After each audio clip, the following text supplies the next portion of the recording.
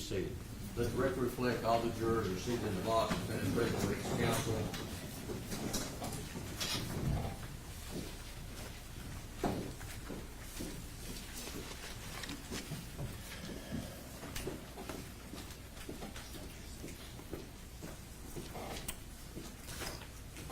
You're still under oath. Get comfortable, sit up in the chair.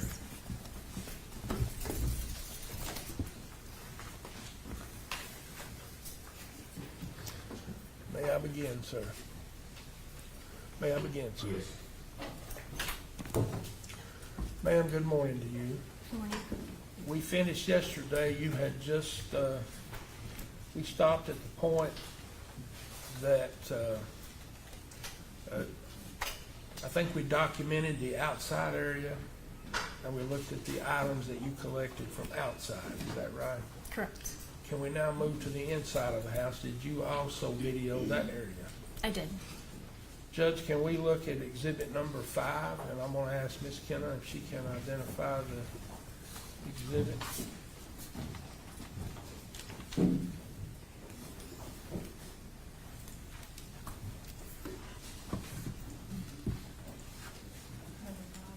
Yes, ma'am.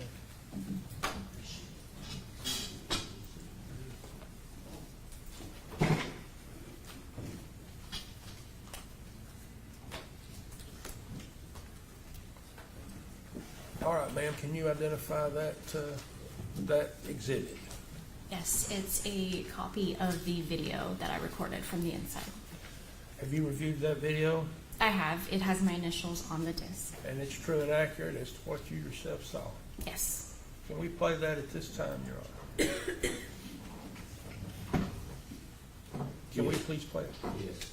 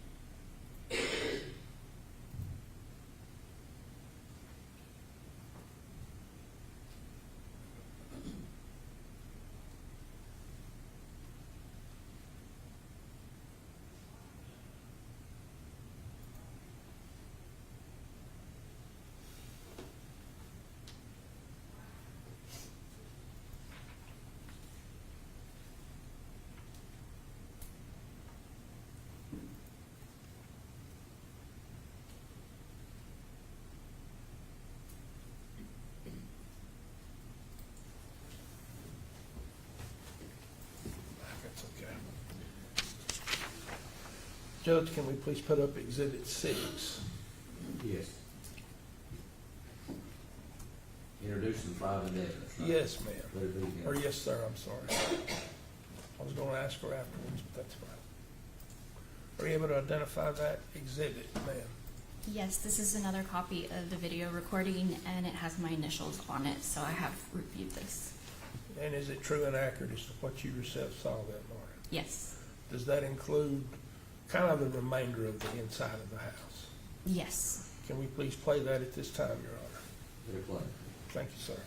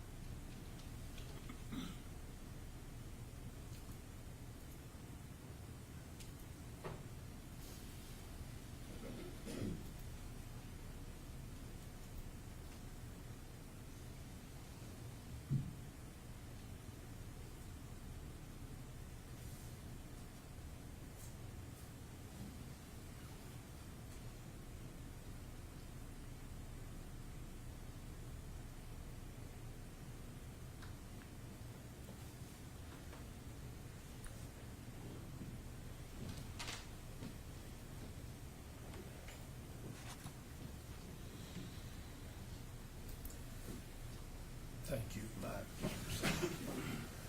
Ma'am, would you make that an exhibit to your testimony? Give Yes. it to me, please, do file.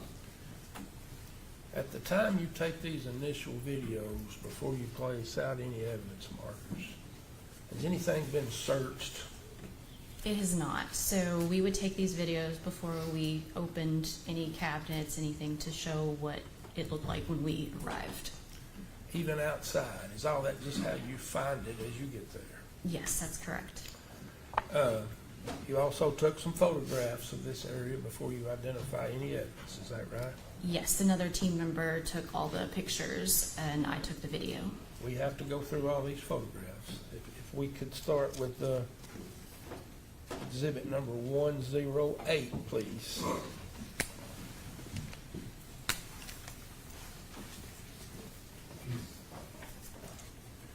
Are you able to identify that photograph there? Yes, this was the door that we accessed the house through. Can we go to 111?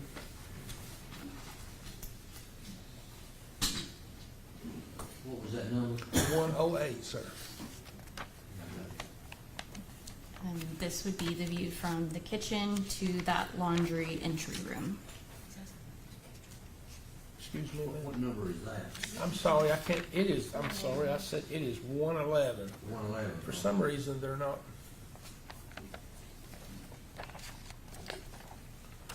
Don't know why they're not showing up full screen. That's 111, ma'am. You said that was, Yes, this is from the kitchen to that entry laundry room. in 356.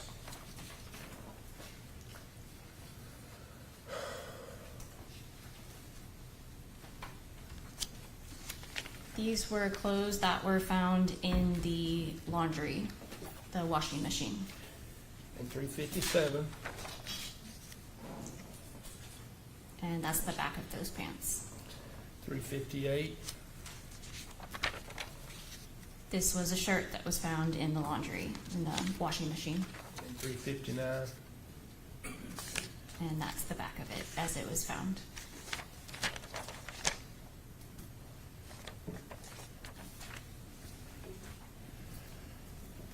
Can we look at 112?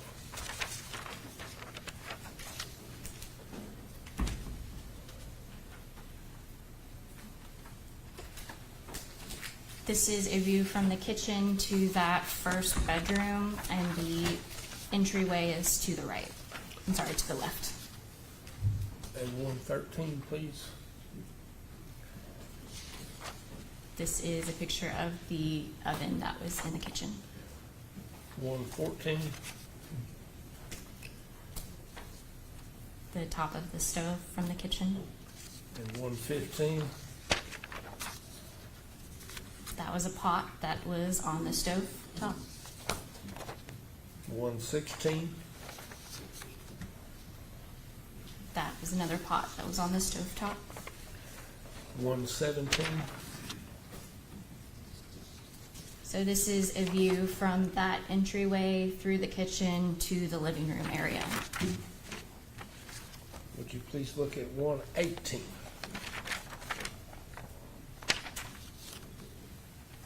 This is another view from the kitchen between the entryway and that first bedroom. Would you look at 176?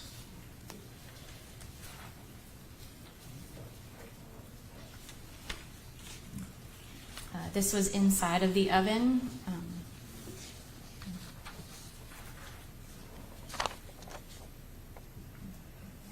Can you look at 119?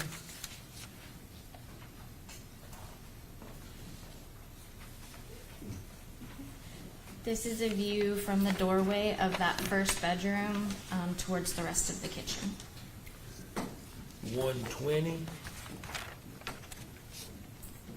This is a view from the living room doorway towards the bathroom area in the kitchen. 121? This is another view from that same area towards the kitchen. 122? And this is the rest of that kitchen area. 123? This is another view of the kitchen. 124, This was the microwave in that stand in the kitchen. 125, That's a view of the sink from the kitchen. and 126. That's a view from the countertop to the kitchen, and the bathroom would be to the right.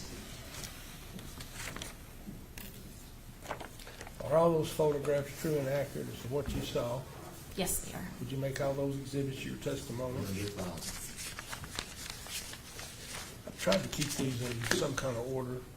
Can you please look at 127 now, please? This is a view from the kitchen into the bathroom. 128, This is a view from that doorway into the shower, the bathroom. 129, This is a cabinet that was in the bathroom. It's behind the door. 130, This is the same view, that cabinet, and then lower down the laundry hamper in the bathroom. and 131. And that is the vanity area in the bathroom. Are all those are all those photographs true and accurate as to what you saw? Yes, Did you make those exhibits your testimony? yes. It'll be fine. Now let's go to 142, please.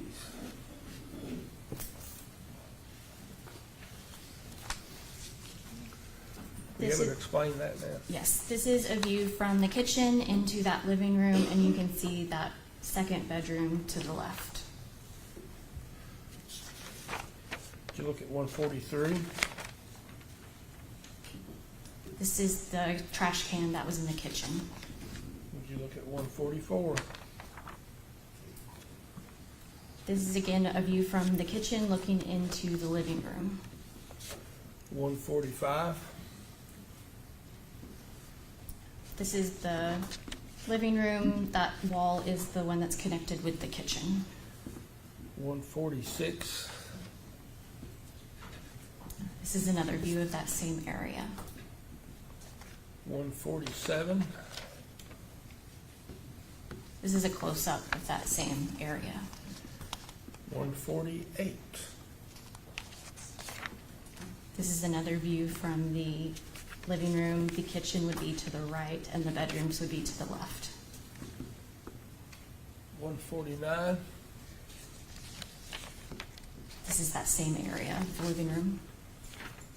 150? This is a view of the heater that was in the living room. 150? 151? This is a view from the couch. There was an ashtray, cigarette pack, and lighter on the couch in the living room. 152?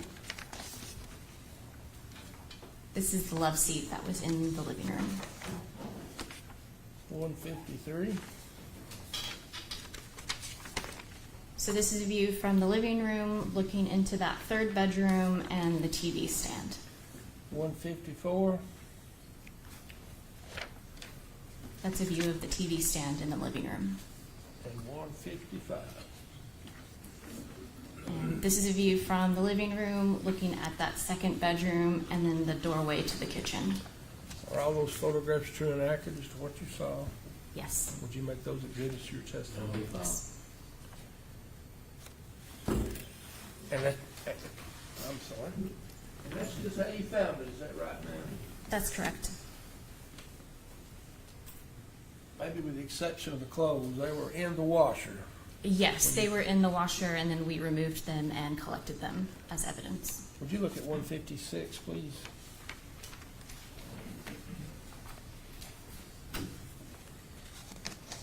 This is a picture of that second bedroom. Would you look at 157?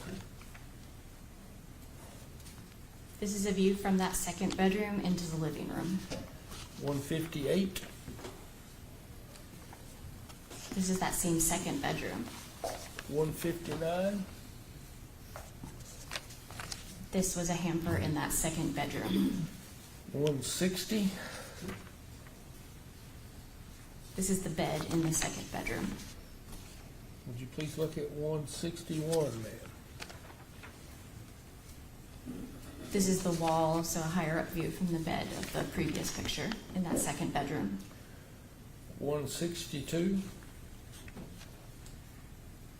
This is in the second bedroom, looking behind the door. And 163.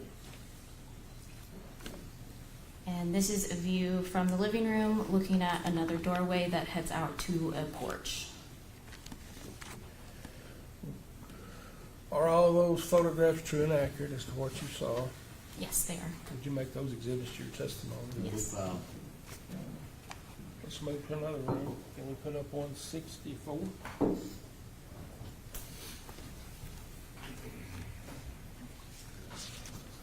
This is a picture of the third bedroom. 165? This is another view of that third bedroom coming from the living room. 166? This is also the same bedroom, bedroom number 3. 167? This is another view of that third bedroom. 168? This is another view of the third bedroom. 170. This is the dresser and hamper in that third bedroom. Did we put up 169? I may have gotten it. I'm sorry, can you put up 169? This is the bed and dresser in that third bedroom. And this is before anything's been moved, is that right? That's correct. Would you look at 172? This is a view of the floor as soon as you would get into that third bedroom. These boots here were why I didn't continue with my video, because we did see some staining on the boots. Would you look at 173? That is another view of the floor of that third bedroom. 174? Those are the boots that I mentioned earlier on the floor of the third bedroom.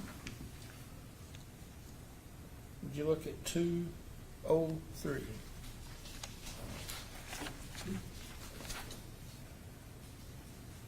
That's another view of the third bedroom, so the bed is going to be to the right and the dresser to the left. 204?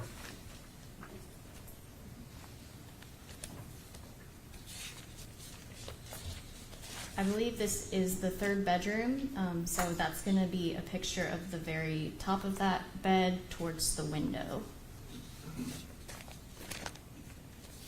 Ma'am, do you remember what that is in the floor there beside or at the bed? I believe it's a cigarette pack, but I don't recall what else was down there. Would you look at 205, please? So that's another view from the bed. That window from the last picture would be to the right and the dresser to the left. Would you look at 206? That was a picture of a phone that was recovered underneath that blanket. Would you look at 363?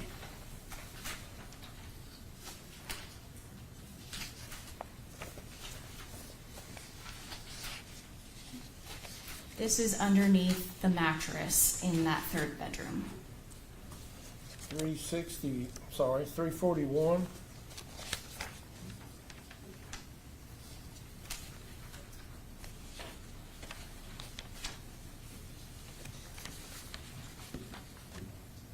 These were some earbuds or headphones that were present in that third bedroom. 343. That was another pair of earbuds that were found in that third bedroom. 345. That's that same earbud case. We opened it to see what was present. 350.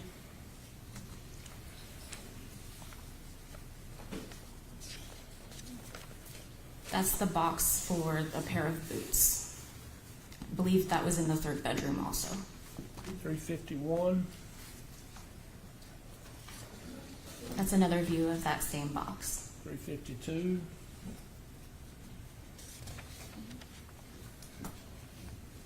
That was the dresser in the third bedroom. 353, And that was clothing that was present in the third bedroom. 354, Those were the size. We wanted to document the size of the pants, so that's a close-up of the tag of the pants on the floor. Are all those photographs true and accurate as to what you saw? Yes. Would you make those exhibits your I'll do testimony? fine. Yes. Let's go to the last room. Can we go to 132, please?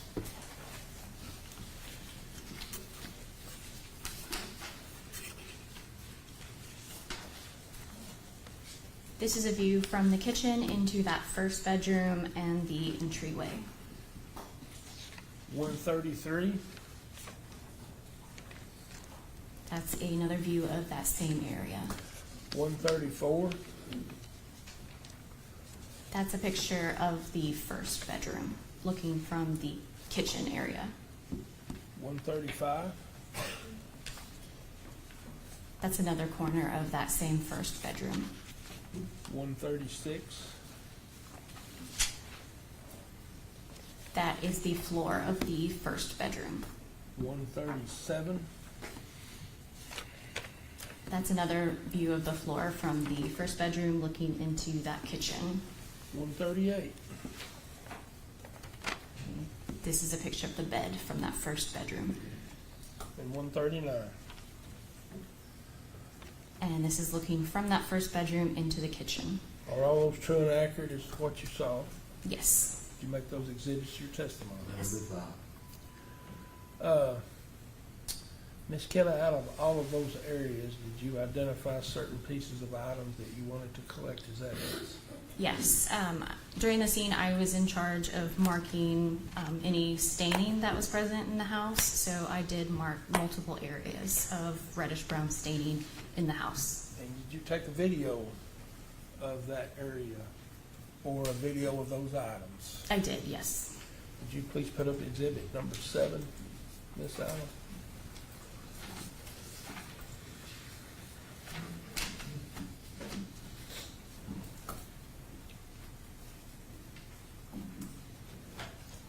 Were you able to identify that exhibit, ma'am? Yes. It has my initials on the disc. It's a copy of the video that I took during the scene. Have you reviewed that video? Yes, I have. Is it true and accurate? ma'am? Yes, it is.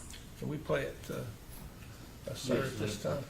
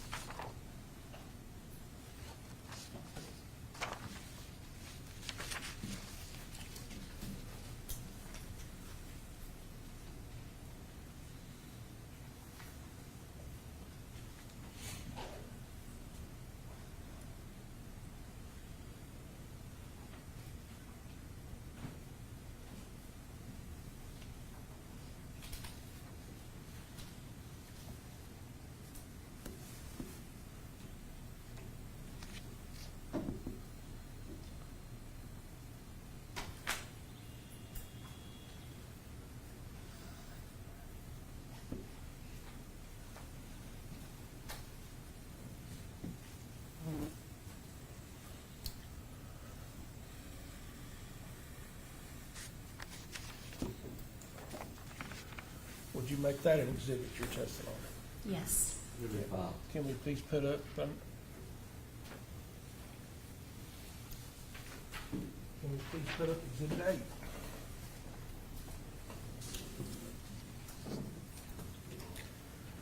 Are you able to identify that exhibit, ma'am?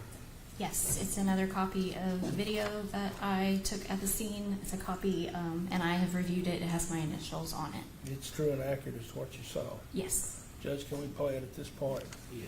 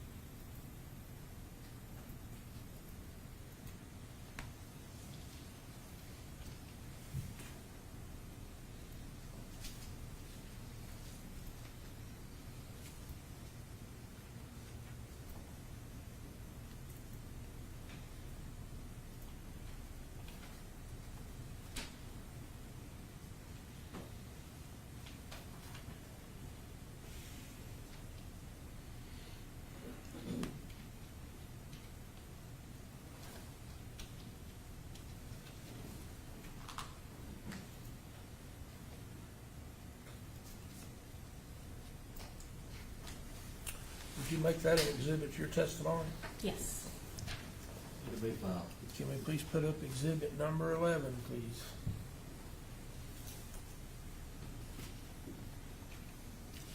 This is a copy of one of the videos that I took with my initials on the disc. Is it true and accurate as to what you saw? Yes, You've reviewed the video. I did, yes. Ma'am, did you have to go back into that bedroom that the boots were in and take another video? Yes, I did. Once we find evidence, we have to measure it in, photograph it, mark it, video it. So we kind of uncover it in layers. So as we discovered more markers, more evidence, we then took more photos and video. Judge, can we play exhibit number 11 at this time?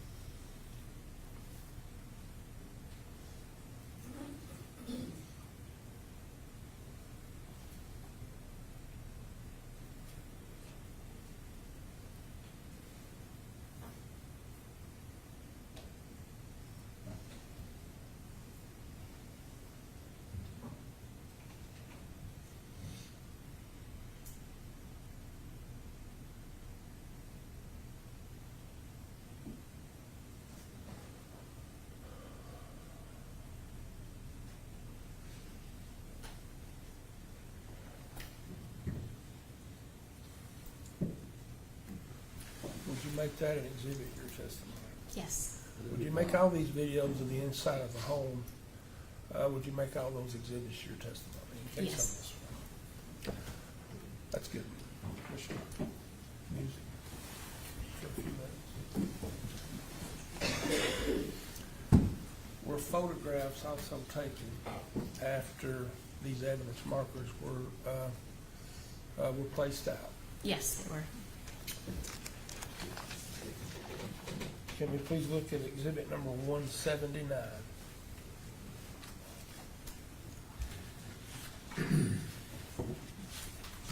This is a view from the kitchen. We have markers 12, which is a pair of pants, and 13, which is staining on that cabinet in front of the sink.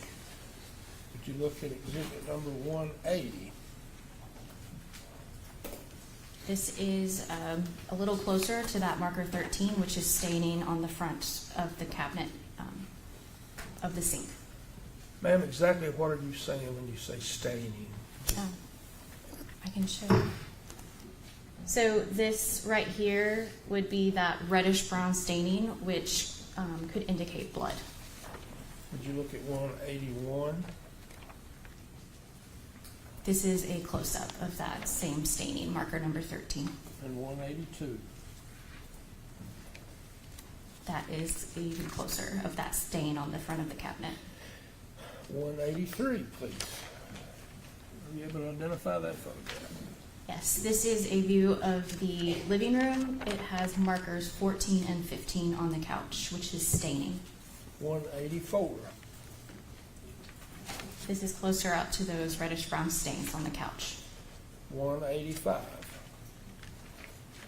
This is marker number 14. You can see the staining right here on the edge of the couch. 186. This is a close-up of that marker number 14. Can we go to 187, please? This is a view of marker number 15, as well as the cigarette pack and lighter on the couch. Can we see 188? And that's a close-up of number 15.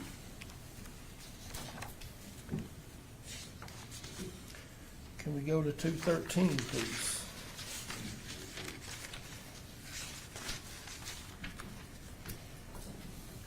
These were more stains that were found later on once we had more light in the room. This is marker number 18. There were several areas on the back of that couch in the living room. 214. This is a close-up of marker number 18. 215. It's a little hard to see because of the shining, but there is reddish brown staining right here above the tape. Let's go to 217. That ought. This is the stain near the bottom of that couch. I believe it's right here. Can you look at 218, please? So that's a little bit better of a view where you can see that stain right here, which is marker number 18. Can we go to 330, please?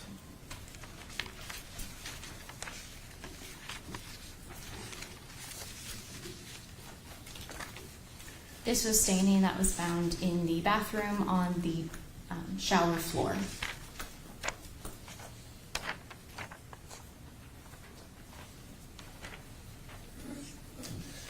.331, please.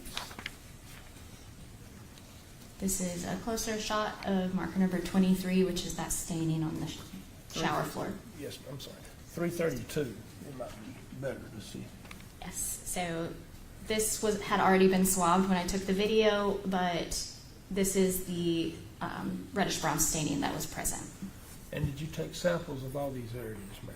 Yes, all of those areas were swabbed and submitted to the lab for testing. Can we look at 464? And can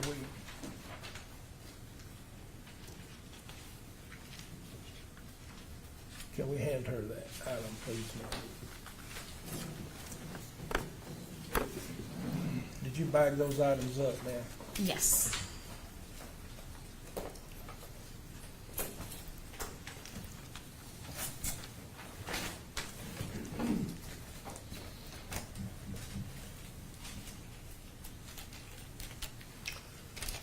Are you able to identify that, ma'am? Yes. It has my ID. Since I collected them, it has all the marker numbers that were swabbed, and each of those swabs is in a box inside of here with my initials, the time, and what it was that I swabbed. Did you seal that bag up and take it back to the lab in Knoxville? Yes, it was sealed, and those initials are our team leader, which is Kim Lowe.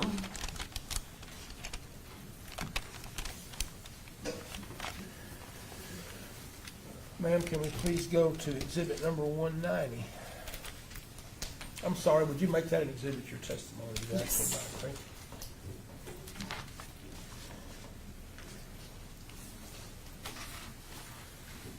This is from the third bedroom. It's the boots that were found on the floor with that staining.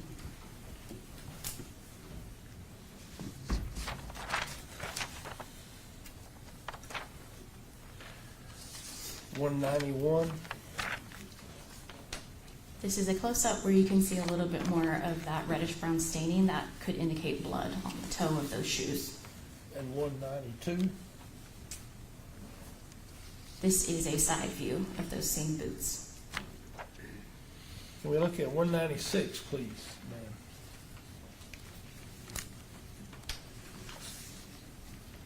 This is another view from further inside of that room, looking at the hamper and those boots, which are marker number 16. 198.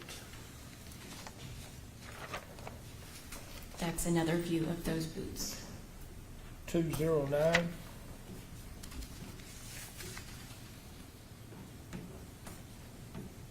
That's another view of those boots, marker number 16. 210. That's another view of marker number 16, which are the boots. 211. That's from the other side of those same boots, marker number 16. Y'all make sure to document every angle of those boots. We do try to. Did you look at exhibit number 200?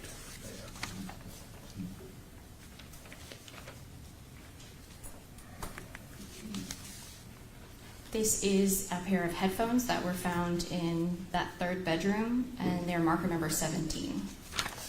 And I shouldn't say it's not just the boots. Y'all document everything. We From do. every angle. Try to. The investigators told us to look out for any headphones and any boxes because it was important to know if any headphones had been bought. So we tried to document any headphones that we saw in the house. Would you look at 201, please, ma'am? That's a close-up of those headphones from bedroom number 3. Yes, ma'am. 202. That's another view of those headphones in bedroom number 3. 207. That's another view of the headphones on the dresser in bedroom 3. 333.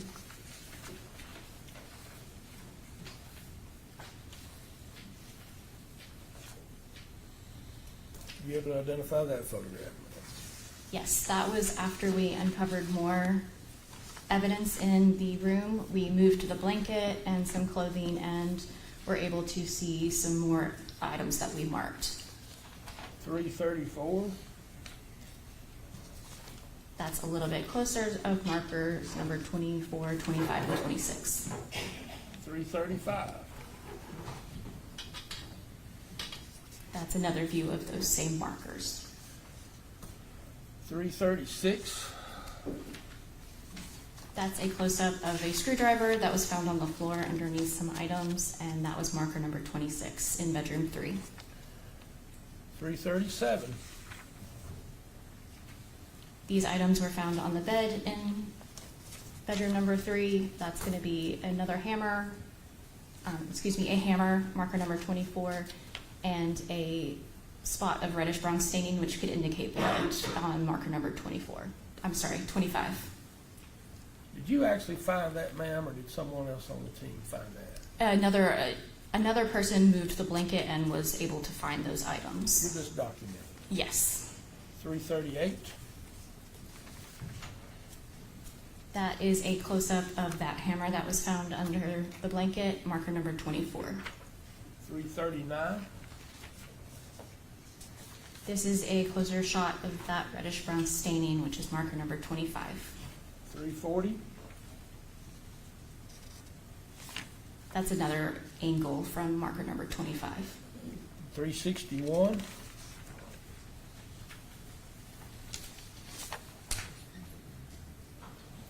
Those were a pair of pants that we collected. They would be marker number 27 in bedroom 3. 362. Those were the items that were collected from the washing machine in that laundry entry room area. They were marker number 28. And did you find those items, or did another member find them? Another member of the team found those items. Are all those photographs true and accurate, ma'am, as to what you found? Yes. Did you make those exhibits your That's testimony? been found. Yes.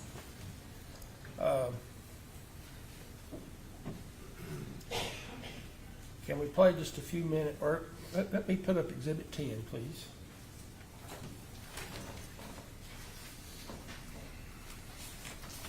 Were you able to identify that exhibit, ma'am? Yes, this is a copy of the video recordings. Is it true and accurate? Yes, I What'd you reviewed say? it and it has my initials on the disc. Can we play just a piece of that, Your Honor, unless Mr. Eastep wants it all played? Yeah.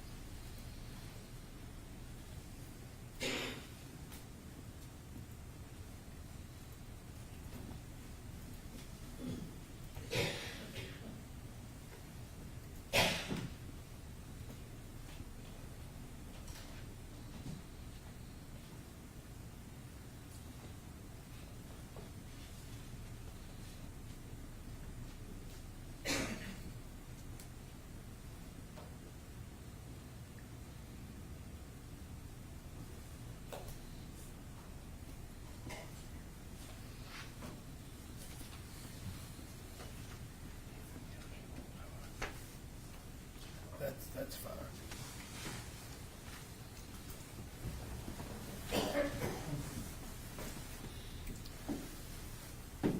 Ma'am, do you recall walking back into the house after everything had been collected? Yes. Is that what's on the rest of that clip? Yes. And can you tell them, ma'am, just exactly why you do that? We like to, excuse me. So when we arrive on the scene, we will take an initial video of exactly how we found it. And at the end of the scene, once we have collected all the evidence and we're ready to leave, we will go ahead and take another video just showing what it looked like when we left. Would you make that an exhibit to your testimony? Yes. Let it be filed. All the items that you collected, ma'am, did you take those back to the lab? I think I asked you that already. Yes. Would you please look at exhibit, it's collective 489.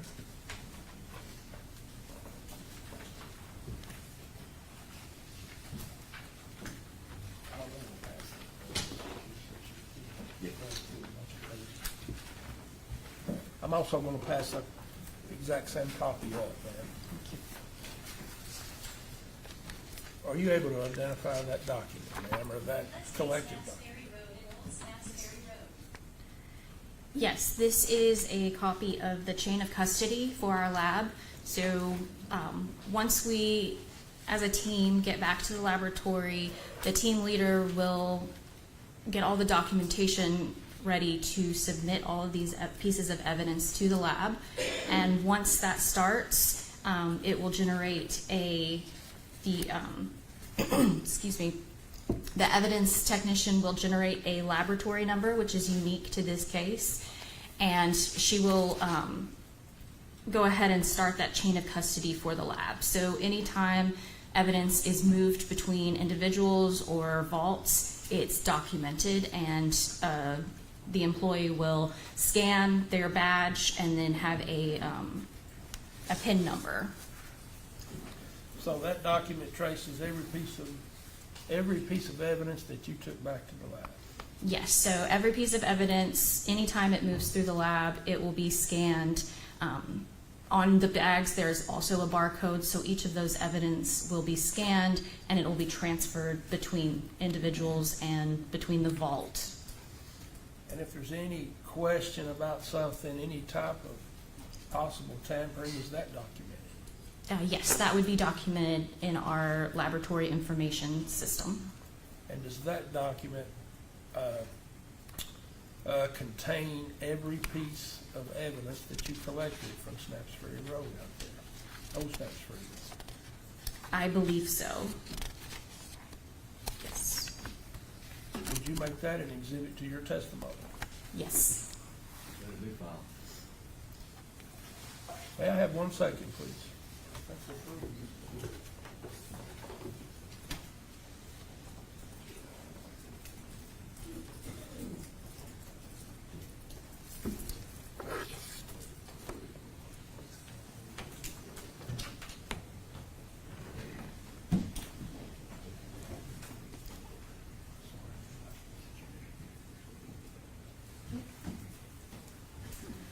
Ms. Kenna, thank you. That's all I have. I'll let you answer any questions. Mr. Easton? You're considering the length there, and I need to consult. It's with 10:20, an expert. we've been at an hour and 20 minutes. We'll take about a 15-minute break, come back, and we'll cross examine. Thank you, Judge. All rise. 15-minute break. Let's come back at 25 till 11. Take the jury out.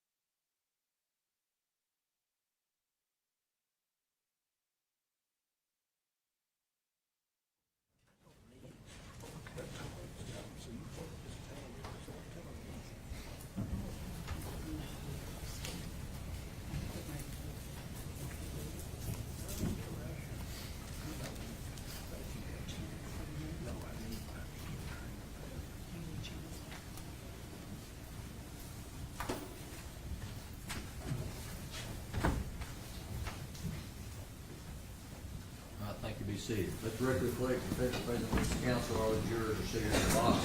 Go ahead, Mr. Easton, for cross-examination. Thank you, Your Honor.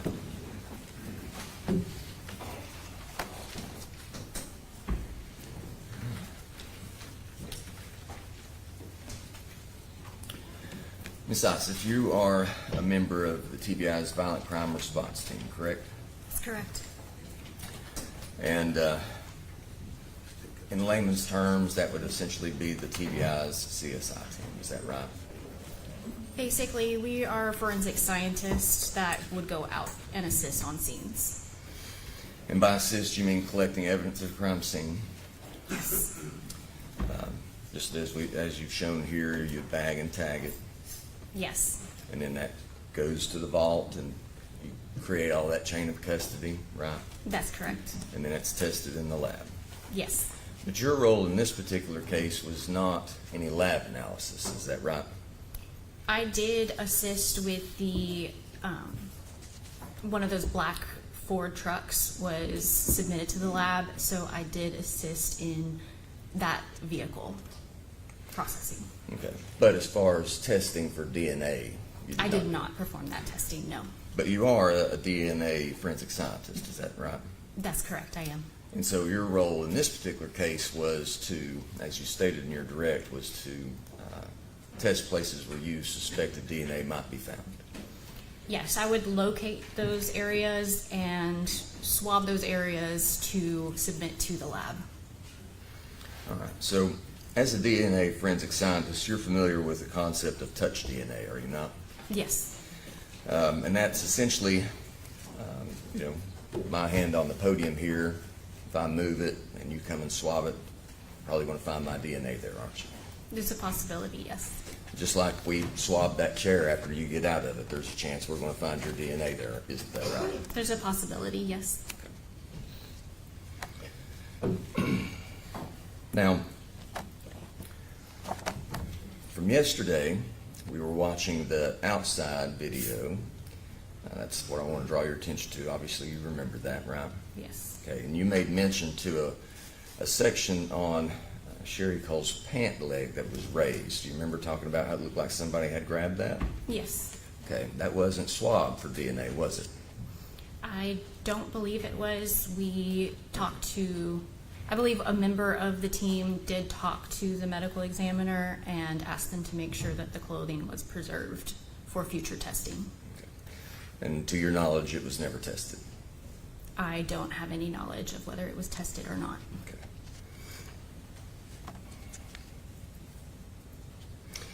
In Exhibit 10, there's a video there, the last one I think that we watched. It showed the video of the Honda and then later on the F-150, right? Yes. Okay. I noticed in both of those videos, you're taking that video without opening the door to either vehicle. Is that right? That's correct. Okay. Essentially, you're looking at what you could see in the plain view exception. Yes. Okay. And that's either because you didn't have a search warrant or something along those particular lines, you did not enter the vehicle. Yes, I usually won't do that during a video. I'm already kind of shaky at times, so it can get a little cumbersome trying to open the doors and get through the vehicle with a camera. But isn't it true that neither of those vehicles were seized and searched? Isn't that right? The Honda was not, and I don't believe that gray truck was either. You also mentioned that from time to time you would get a phone call from the investigator. You remember talking about that? Or maybe you just mentioned a phone call. They were actually on the scene, so I did not speak to any of them. That would have been through the team lead of the VCRT. Okay, and that would be Special Agent Ken Lowe, is that right? That's correct.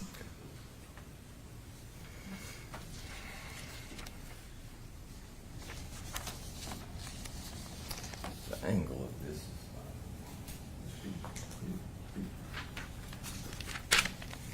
fine. All right. Ms. Isaac, how many crime scenes do you think you've processed in your time with the TBI? I don't have an exact number. Probably around 15 to 20. Okay. And you attend a yearly training in crime scene processing, I imagine? We do have proficiency tests in crime scenes, and I am currently a BCRT team leader, so we do attend regular trainings for that as well. But you did not fulfill the billet of team leader in this particular investigation. I was not currently a team leader during this investigation. And you mentioned proficiency testing. That's where you're giving a scene with a piece of evidence and you're asked to collect it according to the TBI's standard procedures for collecting evidence. Isn't that right? That's correct. They've set up a fake crime scene, and we will go in as a team and process it just like we would a normal crime scene. And you're graded on that. We are, yes. And so when we're talking about collecting the preservation of evidence, one of those particular techniques is how you photograph evidence, right? That's correct. And so typically it's 3 photographs, one from somewhat far away, somewhat a little closer, and then a close-up so long as the environment allows. Does that sound about right? Yes, we would do an overall, a mid-range, and then a close-up, usually with a scale or ruler to show that evidence. And now the added layer of a video. Yes, the video is an optional one. It's just to supplement those photos. And that's also why later you come back with the evidence marker that either incorporates or you've also laid down a measuring tool. Is that right? That's correct. And again, it's back through the 3-picture process for all of those things. Yes. And then also you keep a notepad where you document all that you're doing while you're processing a scene. Isn't that right? Yes, we will each keep notes Okay. of what we do during the crime scene. Correct me if the nomenclature is wrong or the terminology is wrong, but those are generally referred to as crime scene notes. Is that right, or do you have a different? That's what we would call them, All yes. right, good deal. I just want to make sure that we're talking the same language.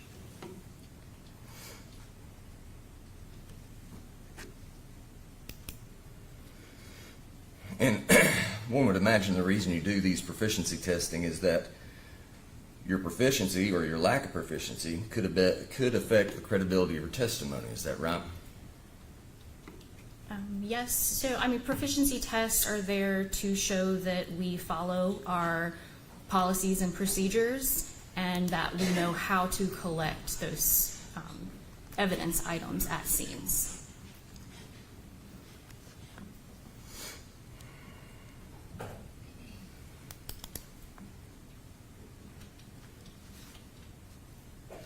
And one of the reasons I imagine you use these crime scene notes is that you've probably processed several crime scenes since the last time you were in Greene County. Is that fair? Yes, I have. Okay, so it helps you refresh your memory on what it is that you did. Yes. And so when you're creating these crime scene notes, you want to be accurate, don't you? Yes, we would always try to be accurate in our notes. Yeah. You want to be detailed. You want to make sure that you put things in there to jog your memory for later, right? That's correct. And then you'd want it to be complete. You wouldn't leave something out that was really important, would you? We would try not to. There's times when you can't really take your notebook with you to every part of the scene, especially with DNA or serology testing. That would be where you're trying to swab those areas of evidence. So I would need to change my gloves between each of those items just so I don't have any contamination between one piece of evidence to another or between packaging and that evidence. Right, so if it was tight quarters or if there was multiple reddish brown stains that you were testing, you would test one, change gloves, test another, so on and so forth, correct? Yes, in this case, I did not perform any testing on the scene for those swabs. I only collected them. Yes, ma'am. And isn't it something that is in the circle that you're in on the crime scene investigation team that if you don't document it, it didn't happen? Isn't that right? I'm sure you've heard that phrase, right? I have heard that phrase. And the CSI team, they also use certain acronyms that the rest of us probably aren't familiar with as a standard procedure, right? I'll give you an example. Now, that's probably not the best formation of a question I've ever given somebody.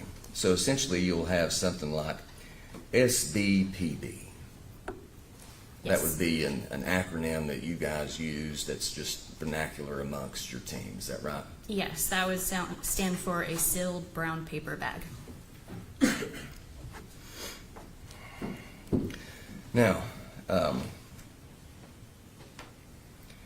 you had mentioned that you were not a team lead on this particular, you had not been, well, you were not a team lead at the time of this particular event, but you talked about how that now you are.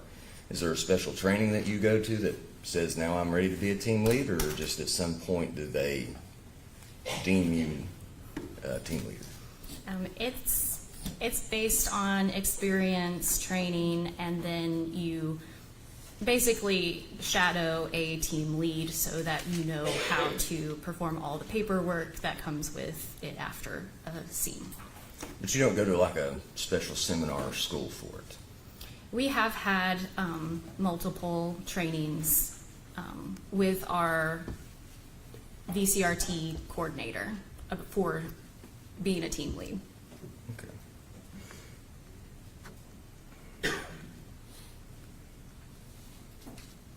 And the team lead is responsible, I would imagine, for delegating how the evidence is going to be collected. Is that right?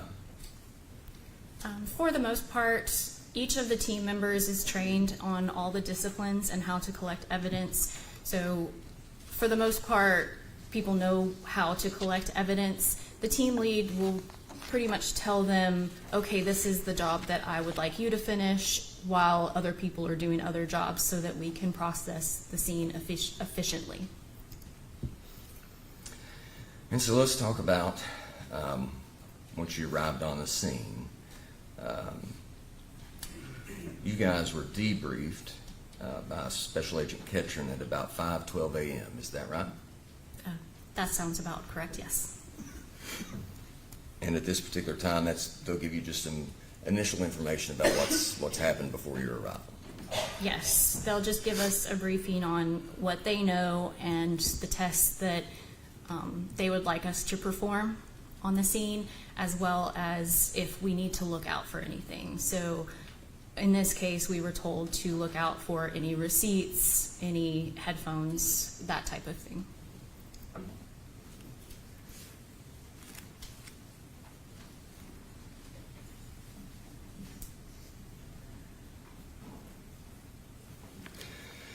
But you were never told to look for reddish brown stains inside of the Ford F-150, were you? Is that the gray truck? Yes, ma'am. I'm sorry. Okay. I can't recall if we were or were not. I'm not sure. You didn't collect any reddish brown stains with swabs inside of that gray pickup truck, did you? I did not go into that pickup truck at all. No. Same with the Honda. You didn't go inside of it. You didn't swab anything inside of it. I did not. No.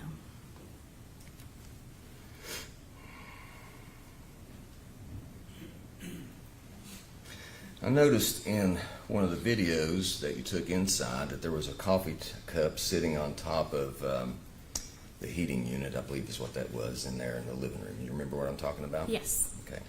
That was not collected, was it? No, it was not.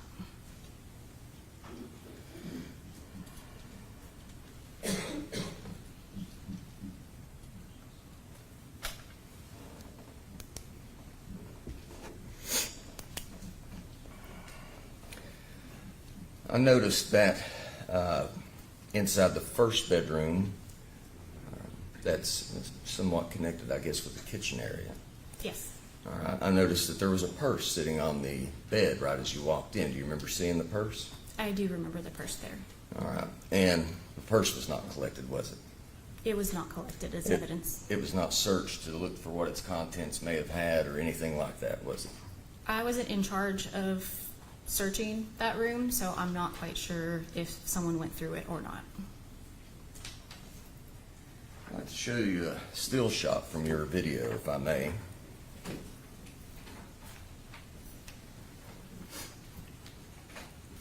that have an exhibit number? It does not, Your Honor. I'm going to enter it here just in a second.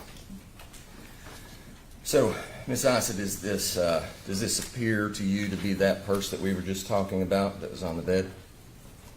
It does appear to be that purse, yes. Okay. And to the best of your recollection, it's a fair and accurate reflection when you brought the camera over the top of it while you were taking that video? I don't remember every still from the video, but it does look like it could be from that video, yes. Okay. All right. And it appears to have something in the pocket there on the left-hand side. Is that close enough as far as being fair? It does look like there is something in there. Okay. Your Honor, at this time, I'd like this marked as Defense Exhibit 1, or as you were, Miss Tracy will add it. We're at 491. Yes, sir. That was my mistake. I misspoke. Exhibit, huh? Make this 492. Yeah. We were at 491. This will be 492.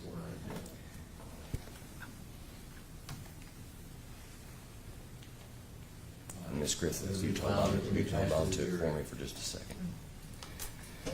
Okay.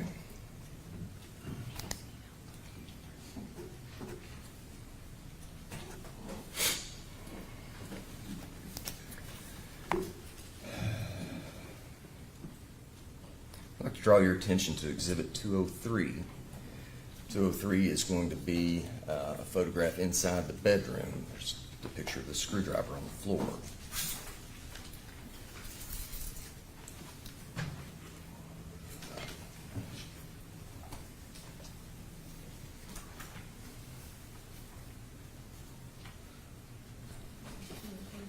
Let me check and make sure I got the right one.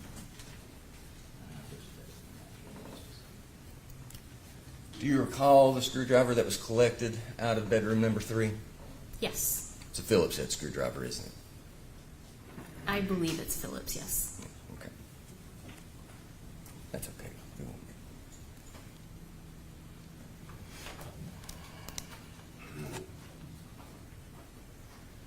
Are you gonna pull it up or not? You want it pulled up? I think it'll be fine. They'll have that back in the deliberation room. They can check that themselves if they like. I think it'll be fine, Judge.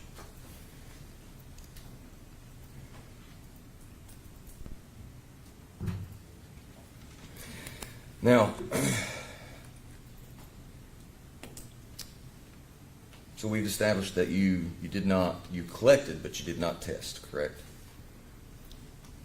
I collected swabs at the scene. I did assist in testing parts of the Bronco. Okay. That's right. You talked about how some of the pictures underneath and you swabbed from underneath there. Yes. And so you processed some of that. I think the vernacular would be spatter. Is that right? I swabbed those areas. The Bronco didn't appear like it would move, so we wanted to test the inside of that Bronco as well. So myself and Ken Lowe began testing those areas for blood inside the Bronco.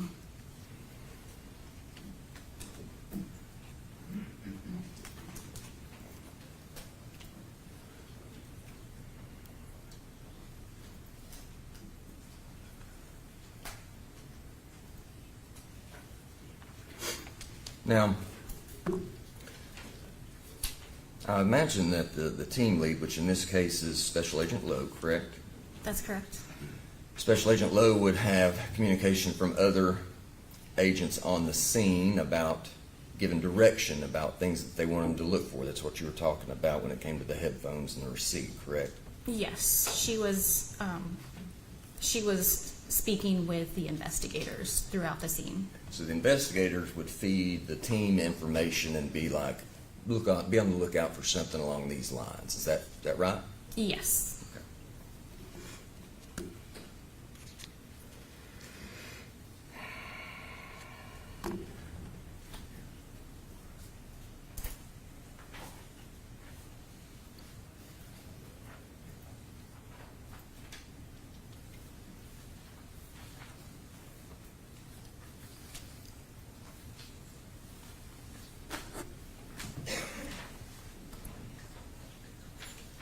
All right. Ms. Issett, I'm going to hand you 2 other photographs, if I may. Oh, I'm so sorry. It's been a while since I've done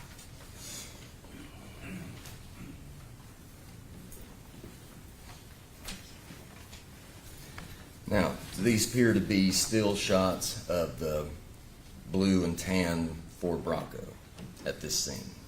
Yes. Okay. Now these appear to be still shots taken from your walkthrough video that we all watched earlier, correct? I believe so, yes. And they are essentially just showing the vantage point from the front of the Bronco back toward the house. Is that right? That's correct. Okay. And it's a fair and accurate reflection of what you saw on the scene? Yes. Your Honor, I'd like to have that marked as Exhibit 493, please. Are they both the same? They are collective. They're two Collective. different. They're two different angles, Okay. right, Miss Icy? 493, 2 photographs. Bronco.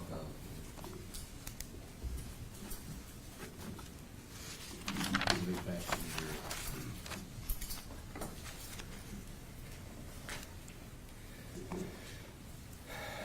Miss Icy, this was there was a lot of blood at the scene, was there not? Yes, there was. And we saw the photographs and the video of the reddish-brown stains on the side of the Bronco, correct? That's correct. And again, that phenomenon is known as spatter, is it not? That's correct. Okay. And so it would be fair to say that considering the spatter that's on the side of the Bronco, whoever inflicted these injuries probably would have had spatter on them as well. It's possible, yes. Which is why we're looking for clothes. That's why the CSI team is looking for clothes. Is that right? That's correct.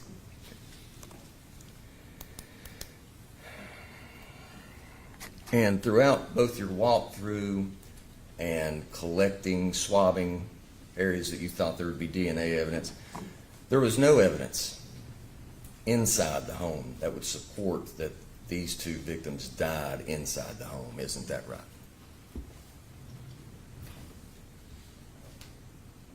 There was not a lot of spatter inside the house. I can't say for certain where they died, but there was less of that reddish-brown staining that could indicate blood in the house.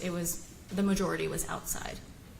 In fact, and please correct me if I'm wrong, that there was the spatter on the white cabinet face of the kitchen sink, correct? There was the one drop, yes. There was the one drop in the bathtub, That's correct. and there were several drops in and around the couch. Isn't that right? That's correct. Nowhere else. Nope, that's not fair. There was a 1 by 1 centimeter, I think 1 by 1 centimeter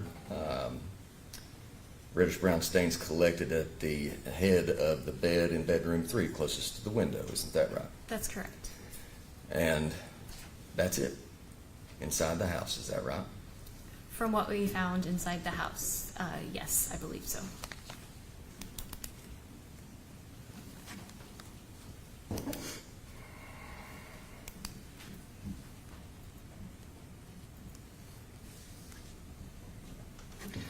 And while you processed the scene, you relied on all your training, right? Yes. You took accurate, detailed, and complete notes in your crime scene notes, right? Yes, I did. Can I qualify something that I just said? Please, please. Okay, I'm sorry. So those items that we collected, we did not test them for blood at the scene. Those would have been submitted to the lab for further testing in the laboratory environment. Exactly. What's in these bags is essentially a cardboard tube with a Q-tip in it. Isn't that right? From the swabs, yes. It's like a Q-tip with one side cotton and a long stick on it. Right. So you swab that, you put it, I think you put it back in the container, is that right? It ends up in that bag, and you tape everything up after you've collected several markers like you did in this case. Yes, so each of them would be in a separate box, and then each of those boxes would have been placed in that brown paper bag. And all of those are how you've been trained, the standard procedures of the TBI, correct? That's correct. Okay. Let's talk about the standard procedure of collecting wet evidence, okay? So if you found wet evidence at a crime scene, you would put that in a plastic bag, would you not? If we have plastic bags, yes. We can also put it in 2 brown paper bags and then repackage it at the lab once it's dried. But isn't the standard procedure to put it in a plastic bag and then put it in a brown bag at the scene? Yes. Okay. And when you get the call, I believe it was somewhere around 3 o'clock in the morning, you guys met, I guess, at the trucks or trailers that have all of your gear, is that right? Yes. And those things are stocked, ready to roll. It's not like you've got to restock them before you leave, right? We do have some equipment that we would have to pack onto the truck, such as like batteries for cameras, that type of thing. But we usually have them in a readily available area where we can put everything on the truck and leave for the scene. And that makes sense for the batteries because most of those are most likely rechargeable, aren't they? They are. Right. So you want to make sure you're getting something fresh that's not going to die on you, right? Yes, and it's not great to store them in the truck because batteries do not like the heat. That's right. But certainly you wouldn't have to worry about restocking latex gloves, would you? No, we have gloves on the truck. The brown paper bags. We have those on the truck. And if you're going to find wet evidence, I would imagine there'd be some plastic bags in there too, isn't that right? I believe there are plastic bags on the truck, yes. And part of that procedure, the reason why it's so different than other stuff is, like you said, if you come across something wet at the scene, it goes into a plastic bag and then it goes into the brown, the SBPB, I think it was, right? Yes, the sealed brown paper bag. And then more of that procedure is once it's transferred back to the lab and whenever it's requested out of the vault, it'll be taken out of that plastic bag and put somewhere to dry specifically, isn't that right? We would dry the evidence before it's submitted to the lab. If you were to leave wet evidence in a plastic bag, it could cause bacterial growth, which could damage any DNA that would be present on that item. And we don't want our evidence to have any kind of bacterial growth, mold, that type of stuff on it. Right. Thus the reason to get it dry, right? That's correct. And then it would be documented that A, that it was dried, correct? Yes, we would document that we repackaged evidence. Right, and then B, it gets repackaged, most likely into a brown paper bag because there's no need for the plastic one anymore, is there? That's correct. We usually will dry that bag as well and put it into the packaging just so that we know that's what it came from and in case anything was left behind in that bag. And you've been trained in this special, important way to document and collect wet evidence, have you not? Yes, I have. Okay. All right.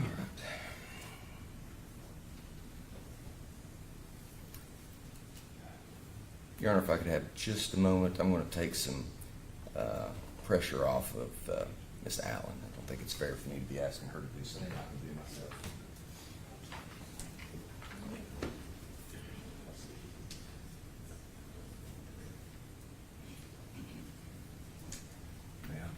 May I push the picture?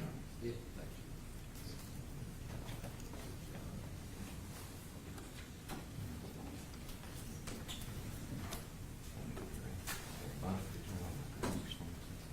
You look up on the TV? Judge, just 1 second.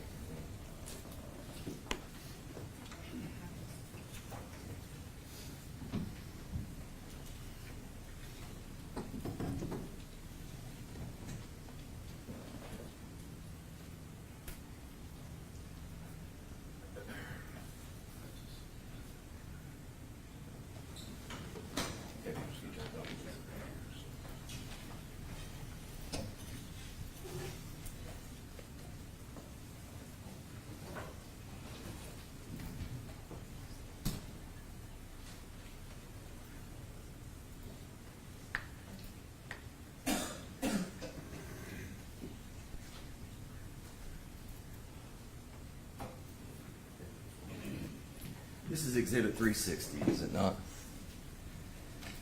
Do you recall taking this photograph, you and Miss Carlisle? I did not take that photograph, but I was present when it was taken, yes. And so this is a picture of the washer that's inside right as you first walk into the home. Is that right? That's correct. Okay.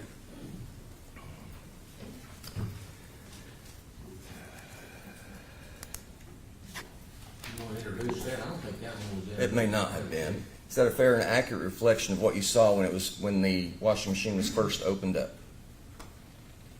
I believe that photo was taken after the clothing was taken out of the washer. Well, can I borrow your laser pointer, ma'am? Yes. Thank you.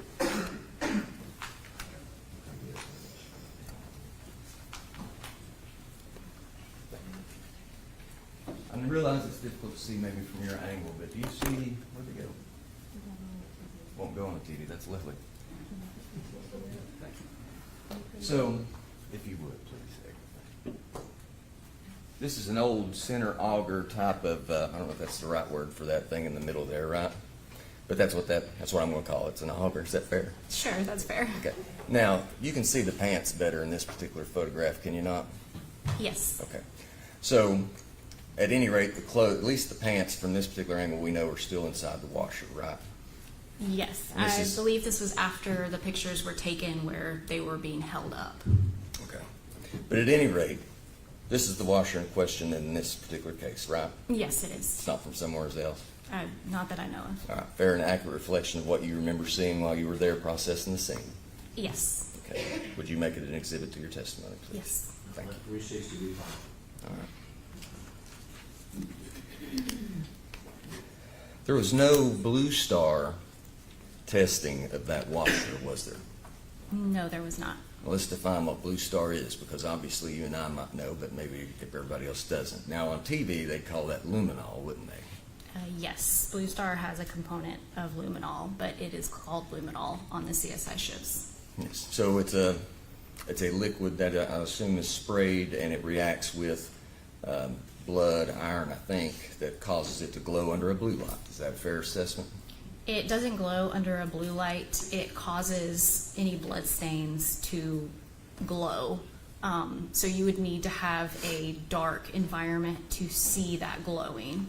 It's not like it is on the TV shows where they just put on a special pair of glasses and they can see it no matter what the lighting is. But there was no Blue Star testing of the washer, was there? There was not of the washer, no. And the washer wasn't taken, seized, and sent back to the lab to be tested in any such way, was it? It was not, no. The drain tube wasn't collected, or any kind of testing done with it for looking for blood, was there? No, it was not. And there was no dryer in the home, correct? Not that I saw, no.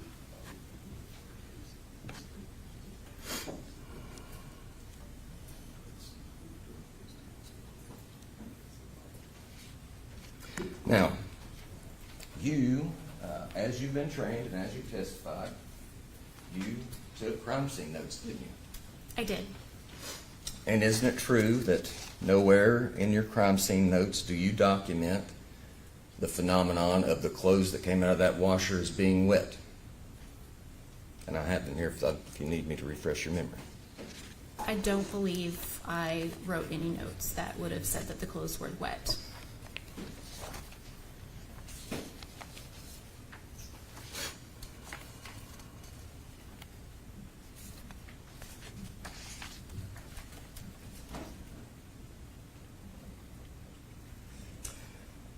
Now, I want to make sure, because it's difficult for me to know. I've not seen your handwriting before. So I'm going to hand something up, and I'm just going to ask if your initials are on the document, because it may be Kim Lowe's, an I and an L, especially if I'm writing it, might not be easily. These have exhibit numbers. They do not, Judge. If you'll just show that to the, yeah, I'm sorry. Here you go. Just hold that.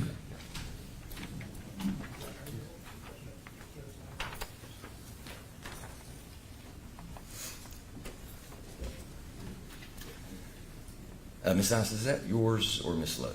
That is Kim Lowe's. Okay, excellent. If I could have that back, please.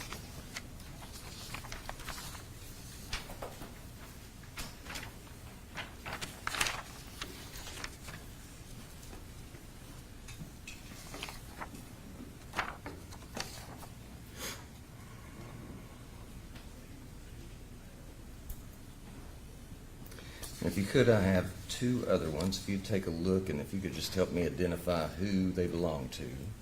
We'll start there, please. Thank you. Thanks. First time I've ever done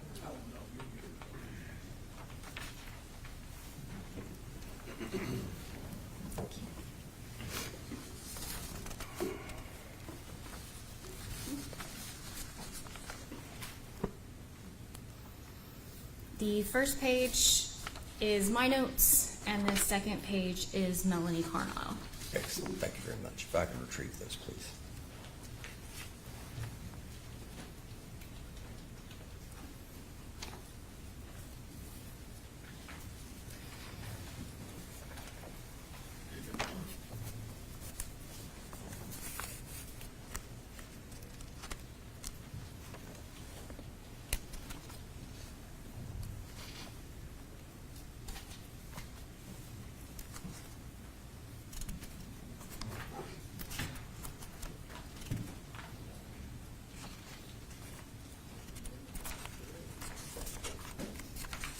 Okay. Thank you for that.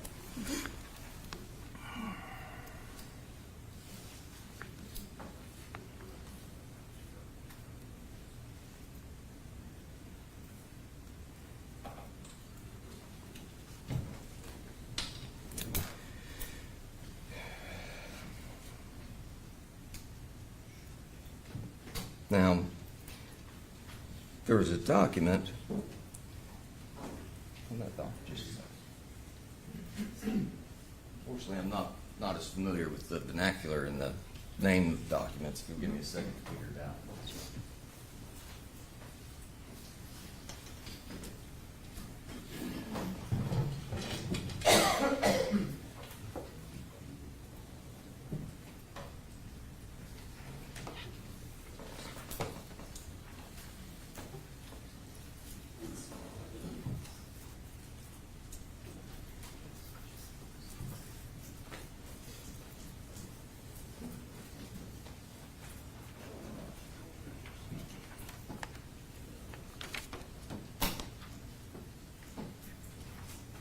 And when you were in preparation for today, you just looked at the things that you did. Is that right? That's correct. All right. And so I've taken the liberty to highlight a section. It looks like at 1442, which would be 242 for most folks, that's when those clothes in the laundry were collected. Isn't that right? Do you recall?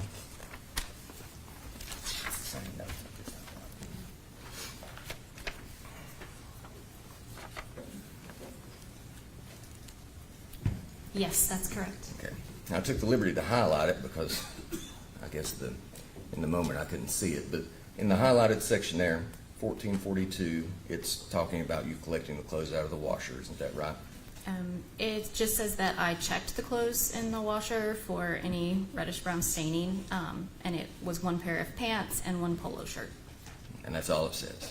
That's correct. Okay. Is that a fair and accurate reflection of the notes that you took that day on April 25th, 2022? Yes. Okay. Your Honor, I'd like to have place that into evidence. I believe that would be 494. Thank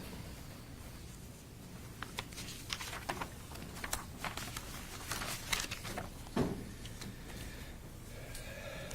Let's move over to those boots that you found in bedroom 3. You certainly documented them. Did you collect them? I'm not sure if I was the one who collected them. I would need to check my notes. They were collected. They were collected, but did you by chance collect them? Let me check. I did collect those.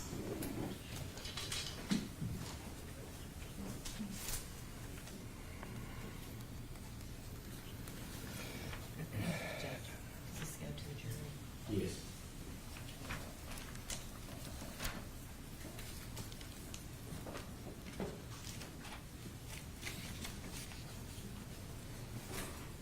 Judge, if we're going to publish that, I'd like to go ahead and publish the others. That way they can get that done all at one time.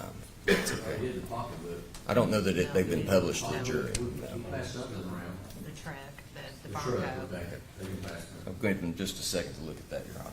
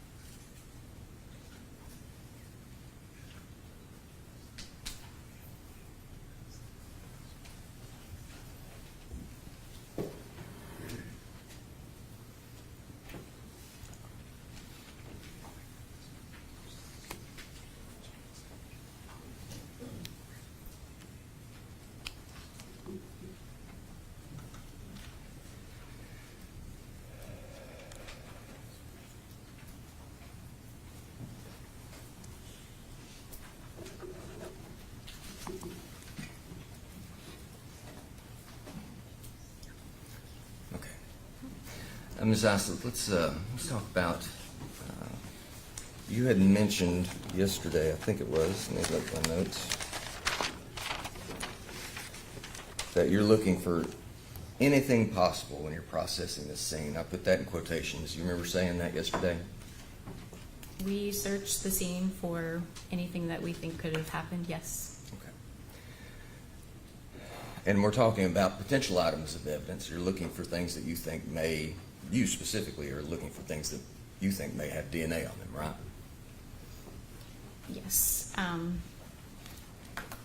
We would usually search the items for any appearance of blood. If there was blunt force trauma to someone, we would look for a weapon that would correlate with those kinds of injuries.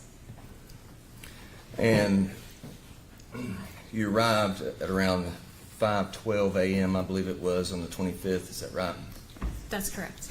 And it took about, was it 10 or 12 hours to process this scene? That sounds about right, yes.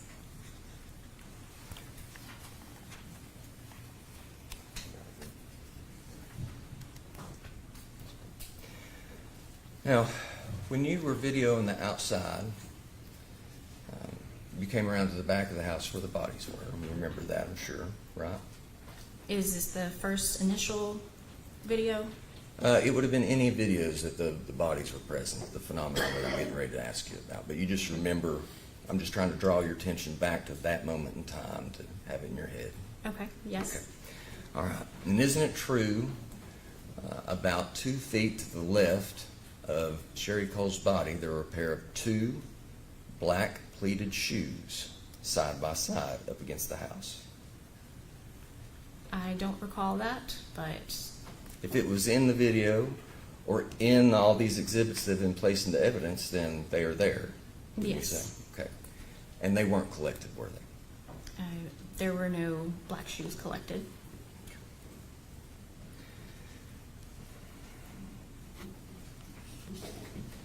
And you made it a point when you were talking about that video, you've honed in on Sherry's bare, clean feet. Do you remember talking about that? Yes. Okay.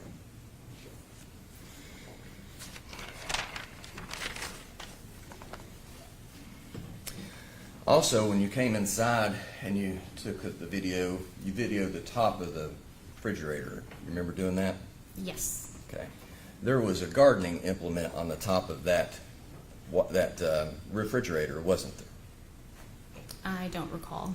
Garden rake. It's got 3 prongs on it, and each prong sort of kind of looks like a flathead screwdriver. You ever seen anything like that in your? I have seen those before. All right. So if it's in the video, then it would be that's where it's at. You Yes. just take the evidence for what it is, right? That's correct, yes. Okay. And it was not collected, was it? That was not collected, no.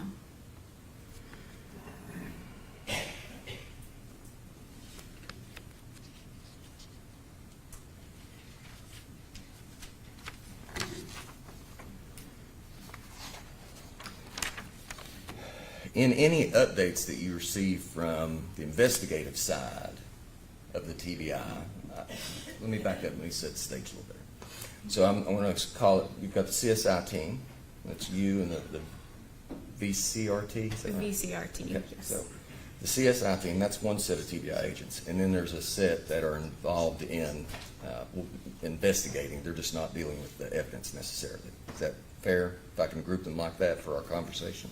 Yes, in this case, that is what occurred. And we talked about how the investigative side would sometimes drive the forensic side, how about that, on what to be looking for. We established that earlier. Remember saying that? Yes, they would give us updates if they had new information on what it is that we needed to be looking for on the scene. And were you ever told about somebody driving a specific route 3 separate occasions? Any of those vehicles that were on the scene? Was that information ever related to you that you can recall? I do remember them saying there were not tire tracks, but there was basically where the dew on that, whenever we first got there, there was dew and it looked like a vehicle had driven around the property. That's in the grass on the property of the crime scene, correct? Yes, there were tracks behind that black truck, and then they went around the house, and then there were some on the other side of the house as well. They sort of paralleled the blue and tan Bronco, didn't they? Yes, they kind of went behind that Bronco. Okay. Now, but as far as leaving the physical property there on Old Snaps Ferry Road, you were not told about somebody leaving that crime scene on 3 separate occasions, going back and forth from somewhere. That information was not relayed to you, was it? I don't think so. I don't recall that. And it would have been more of the investigative team's responsibility if they wanted to do a search down that pathway of whatever somebody had driven. That would be more their responsibility than yours, I imagine? Yes, so whenever we get there, we have a designated crime scene area. It's usually where the tape is. If we need to move the tape out a little bit, we have the capability to do that. I do remember the investigators saying that they had found a Little Caesar pizza box, and that was one of the reasons why we were looking for a Little Caesar's receipt. I want you to focus back on the bed in bedroom 3 after the comforter had been moved, okay? Yes. We saw an exhibit that was probably the close-up exhibit of the hammer that was found on the bed. You remember that? Yes. Okay. There were no water stains underneath that on the sheet, were there? Not that I recall, no. Nothing that made you collect or cut out that aspect of the sheet thinking that there was sort of any transfer of a biological material. Is that right? It did not appear that there was any type of wet staining, no. And in fact, the hammer itself had no visible to the naked eye reddish brown stains. It was just collected based on placement. Is that fair? It was collected because of the wounds on the victims, so we collected that. Any type of hammers, believe there were 2 that were collected from this scene, so we collected it because of that and because of the placement in a bed. Right. So the one way up on the hill, and I guess maybe that was the last video, and then the one on the bed, both of those hammers were collected, correct? That's correct. Okay. But you didn't see something like a phenomenon similar to what you saw on the white face of the kitchen cabinet or in the bathroom tub. You didn't see that on that hammer. It was later discovered in the lab, I imagine, right? Yes, I didn't examine the hammer, but I only took the videos, and I don't remember seeing any visible staining. It did have a lot of rust present, so it's a little bit harder to tell because rust can sometimes have that reddish brown stain, but I did not sit down and examine that marker. And I don't recall seeing a measurement, but from those 1 by 1 centimeter reddish brown stains closest to the window and to where the hammer was, they were on opposite ends of the bed. Would you agree with that? Yes, they were. Maybe around 4 feet, 4.5 feet from each other? About not quite the length of the bed, but yes. Okay. And we couldn't rule out that the 1 by 1 inch centimeter stains at the head of the bed, that they had been there for days, could we? No, I wouldn't be able to say when a stain was placed on an item. Could have been a month even. Yes, I have no time frame information.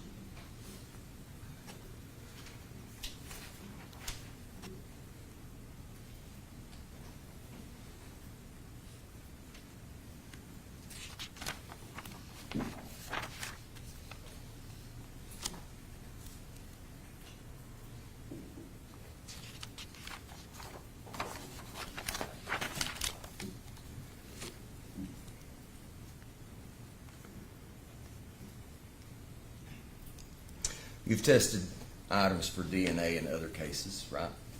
I have, yes. Cigarette butts are a fairly easy profile to obtain, isn't it? In theory, yes. Typically, we'll say. Is that fair? I mean, I'm just Yes. trying to be fair. As long as people don't share cigarette butts, they are very easy. Yeah, if it's just one person smoking away, and then it's just going to have that one DNA profile, you don't have the problems of a mixture. That's what you're saying, right? That's correct. Okay.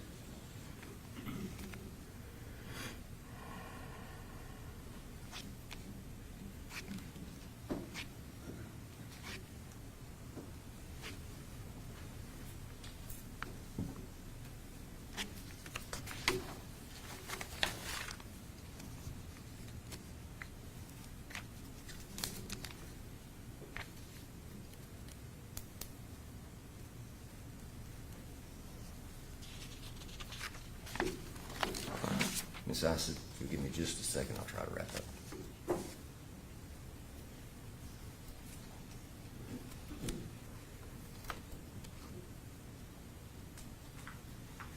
Ms. Issa, thank you very much. Thank you. Any redirect?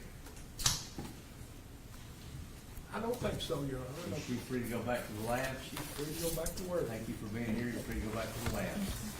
Call your next witness. I think she's out there. Let's call Melanie Carlisle, Your Honor. Melanie Carlisle.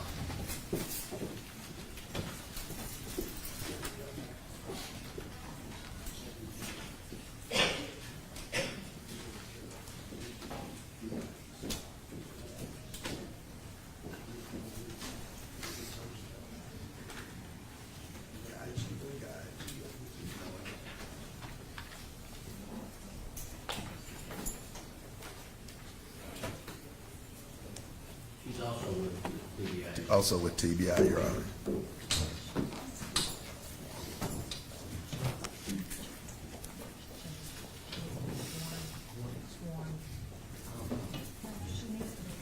Carlisle, were you here yesterday when we swore? No, I was not. I need to swear you. Raise your right hand, please. You solemnly swear affirm the testimony you give me the truth, the whole truth, nothing but the truth, so help you God. Yes, I do. Have a seat right there. Scoot up to the mic. Get comfortable. Speak up so we can hear you.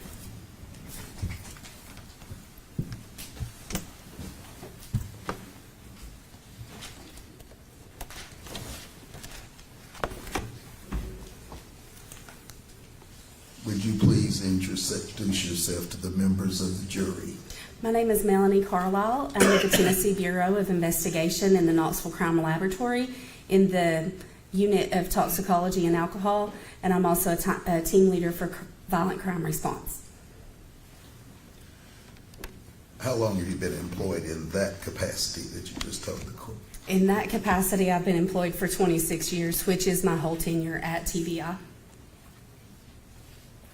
Would you please tell the members of this jury, I know you're testifying in a different capacity today, let's just give them an idea about your background.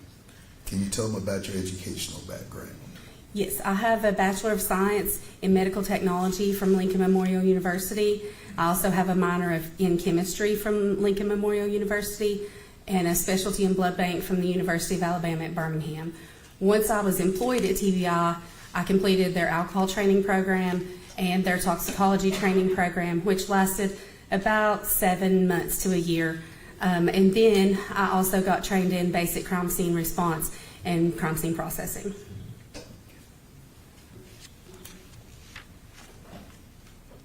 On April 25th, 2022, were you a member of the violent crime response team? Yes, I was. And were you called out on that date? Yes, I was called out to a scene on April 25th, 2002. Do you remember about what time your team left Knox County? It looks like I got a phone call at 1:43 a.m. And then we left. When we get called out on a scene, each team member leaves their house. We meet at the Knoxville Crime Laboratory and gather up all the equipment that we would need for processing, and then we continue to the scene. So it looks like we arrived on scene at approximately 5:12 a.m. Your Honor, here's Ms. Carlisle, I was referencing some notes, reading from the notes. Are you reading from those? I'm not reading, I'm referencing a time. She can refresh her memory. She can look at it and refresh her memory. Okay. Very well.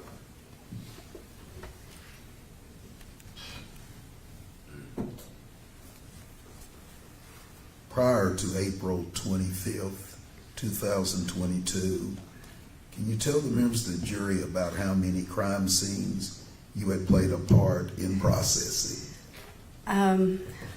Approximately 70 to 80 crime scenes. Most of those I was a team leader. I was a team member from 2000 to 2006. I became a team leader in 2006.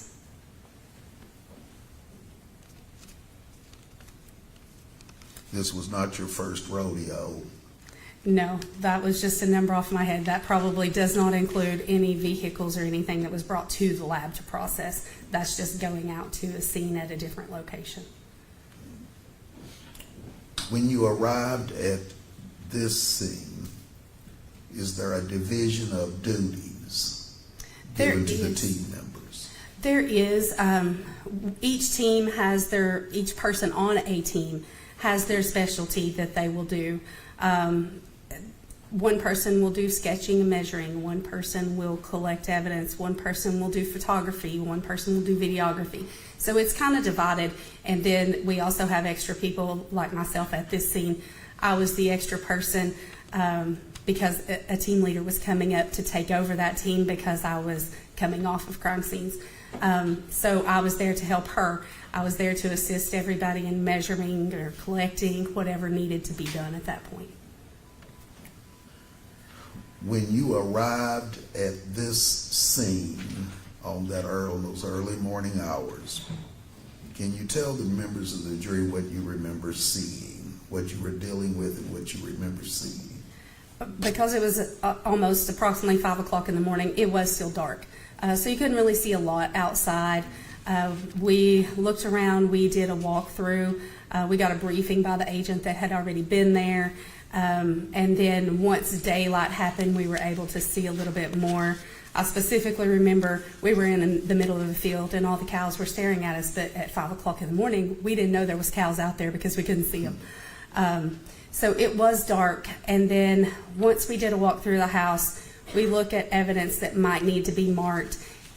Before we touch anything or move anything, it's photographed, it's videoed, and then we will put markers out for evidence that is obvious, that we don't have to move anything to mark anything.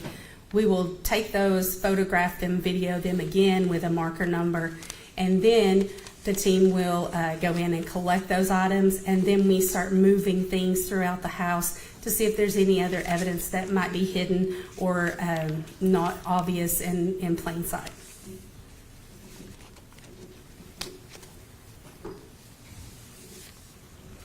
I would ask you please to look at Exhibit 335.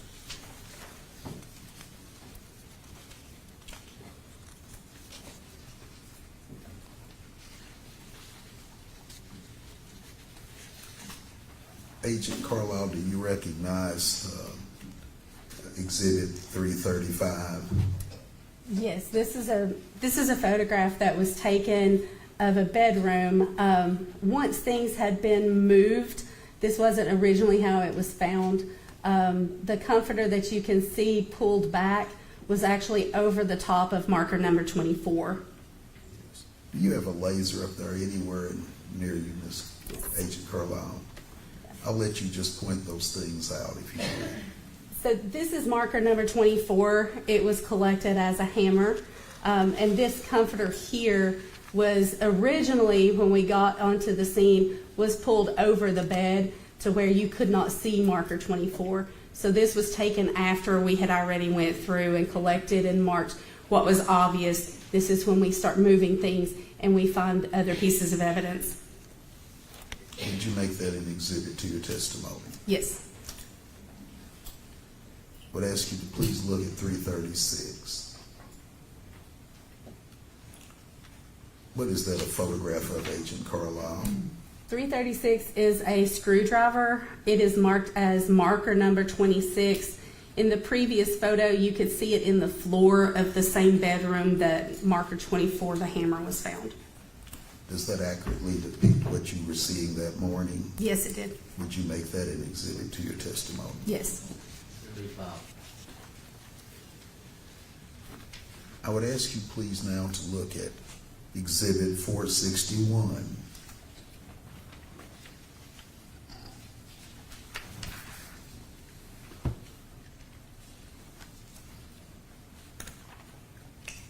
Are you able to identify that exhibit, Agent Carlisle?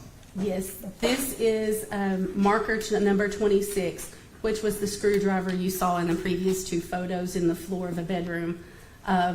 It was packaged in this box. I dated and initialed and timed the date and time that I collected that piece of evidence.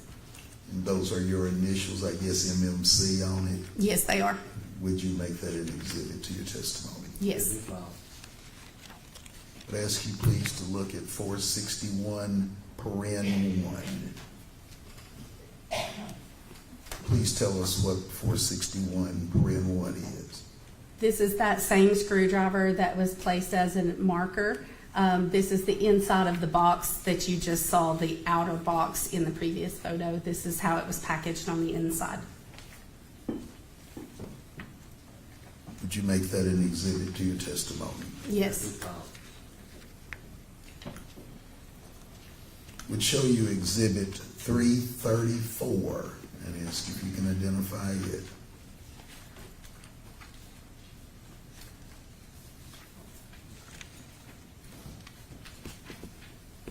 This is a photograph showing a little bit more of the bedroom. You can see from wall to wall, so you can see the entire width of the bedroom. And I'm standing at the door. Here's the door frame, so you can see this wall. So that gives you almost the whole view of the bedroom. Again, this is where marker 26 was in the floor, which was the screwdriver you saw in the previous photos. and marker 24, which is the hammer you saw in previous photos. Does that accurately reflect what you saw? Yes, it does. Would you make it an exhibit to your testimony? Yes. Would ask you to please look at 337.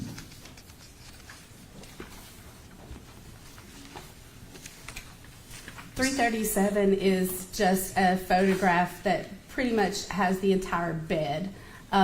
This was the comforter that was spread out across the bed.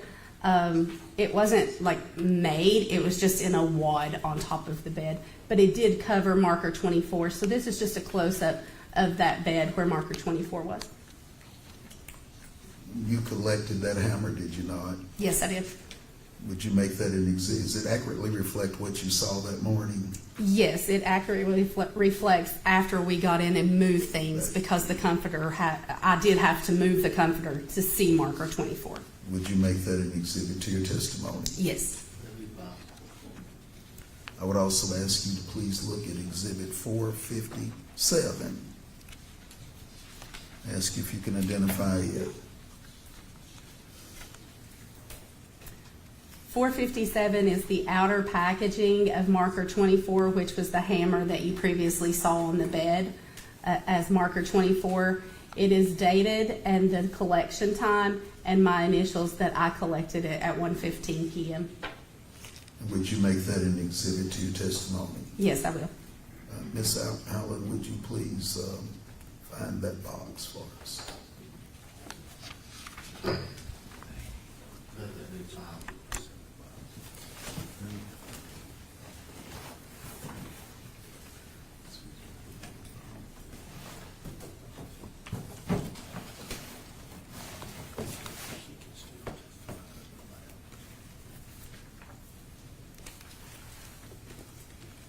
I show you that box and ask if you can identify it. Yes, this is the actual box that reflects that photograph of the outer packaging. It is the box in the photograph.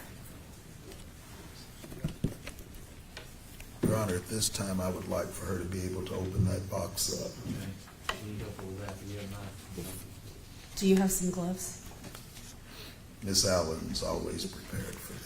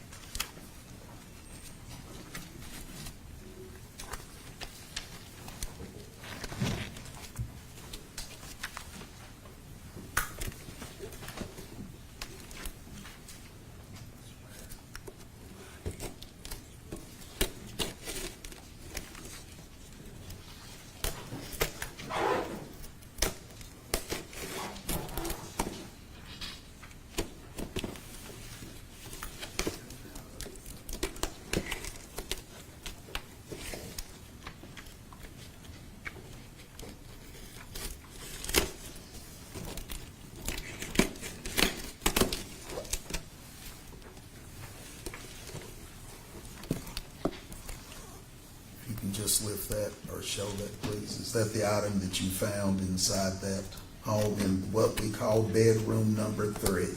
Yes. Yes, this is the hammer that is in the packaging that was found on the bed as marker 24. And I believe if you'll turn to exhibit 457-1, is that the exhibit showing that hammer? Yes, it is. Your Honor, would it be anything wrong, Your Honor, if I asked the jury to be able to take a look at that? Yes, pass that box around. I'll give them just a moment. It's not attached in the box, so. It's loose.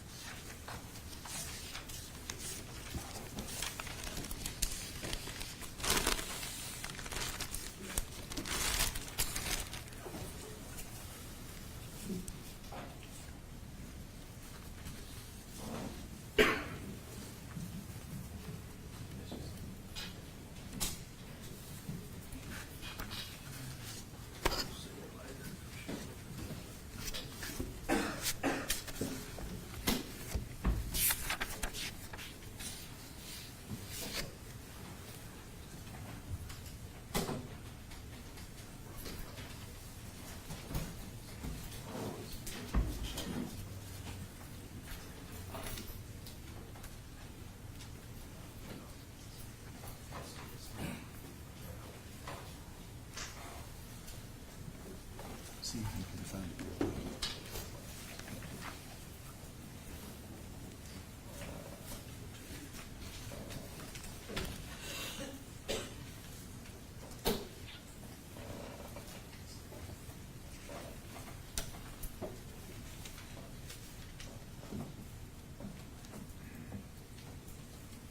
Would you make each of these items exhibits to your testimony? Yes, they are. Make a big file.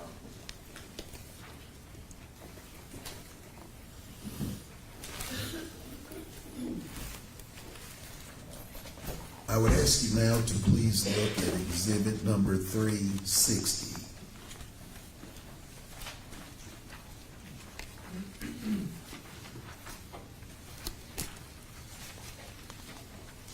Would you please tell the members of the jury what we're looking at that? In this photograph, it's the picture of a washing machine with the lid open, and you can see some clothing down here. The washing machine was located right inside of the door that we accessed. If you're looking at the road, it would have been on the right, or if you're looking at the house from the road, the door would have been on the right side of the house. I think it was technically the back door. So I don't know how they referred to that, but it is the door that you would access that come right on into a little walkway porch and where the washer was located. And can you see anything in that particular picture in the washing machine? There is clothing items here that look to be brown or khaki that was in the bottom of the washing machine. Would you make that an exhibit to your testimony? Yes. Make a big file. I'm going to ask you now to look at 362. Exhibit 362. 362 was after we photographed the washing machine as we found it. We removed all of the clothing items from the washing machine and gave them a marker number 28, which looks like a pair of khaki pants and a dark green shirt. I think it might have been a polo shirt. Can you tell the members of the jury what condition those clothes were in at that time when you collected them? When we collected them and found them in the washing machine, they appeared to have some dry spots and some damp spots. But when we pulled them out of the washing machine, they had definitely been into the spin cycle of the washing machine where they had been spun at the end of the wash cycle. And do you know how those items were collected after that? Yes. Okay. Would you make that an exhibit to your testimony? Yes, it is. Make a big file. How were they collected, Agent Carlisle? We collected the clothing in brown paper bags because they were wet, and so that way it would let them dry. I'd ask you to please look at 356.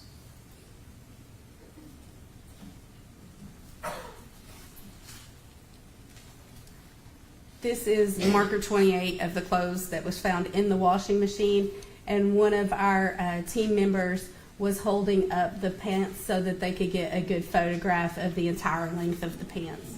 But this is how they came out of the washing machine. Does that accurately reflect what you received that morning as related to the pants? Yes, it is. What did the condition of those clothes look like in that photograph? They appear to have some stains on them, but they are wrinkled, like I said, where they've been through the spin cycle of the washing machine. And it appeared to have some darker spots, which was possibly the wet spots from them being in the washer, and lighter spots possibly being dry spots from finishing the spin cycle. Yeah. So some part of it was wet. Yes, some part was, but they weren't soppy wet. They were just damp, just where they hadn't been taken out of the washing machine to dry. Would you make that? Does that accurately reflect what you received that morning? Yes, it does. Would you make that an exhibit to your testimony? Yes. 357. The past photograph was the front of the pants, and this would be the back side of the pants. So you can see the entire length of the pants. And there appears to be staining here in the pockets as well, and lighter spots that are possibly dry and darker spots that are possibly wet. Does that accurately reflect what you were seeing? Yes, it does. Would you make that an exhibit to your testimony? Yes, it is. Exhibit 358. Agent Carlisle, what are we looking at there? This is the green shirt that was found in the washing machine with the khaki pants. It appears to be wrong side out because you can see the tag here, and it is a polo shirt. You can see the way that it's made up at the top. This is just holding it up so that you can see the entire length of the shirt in one photograph. Was that wet or dry? It had a couple of wet spots, a couple of dry spots like the pants, just where it had been through the spin cycle. Would you make that an exhibit to your testimony? Yes, it is. Exhibit 359. This is the back side of the green shirt that was in the washing machine. You can see a spot here. I don't remember if that was a stain or if it was just a wet spot from being in the spin cycle. Would you make that an exhibit to your testimony? Yes, it is. Now, Agent Carlisle would ask you to please look at Exhibit 477, paren 1.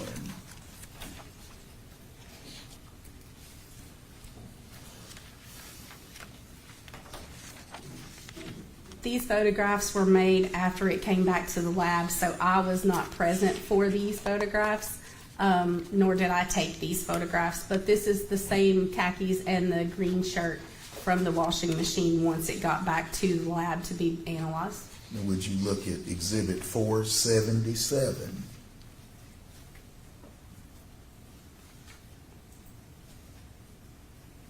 This is the packaging in the brown paper bag. Like I said, the items were wet, so the proper packaging would be paper until we could get it back to the lab, because you don't want the wet to be sealed in plastic that could create mold or mildew.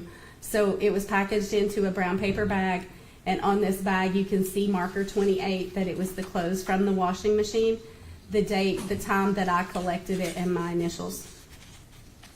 And again, Agent Carlisle, in your years of experience, you found that that was an appropriate way to collect those particular items of clothing. Yes, I did. Would you make that an exhibit to your testimony? Yes. Exhibit 478.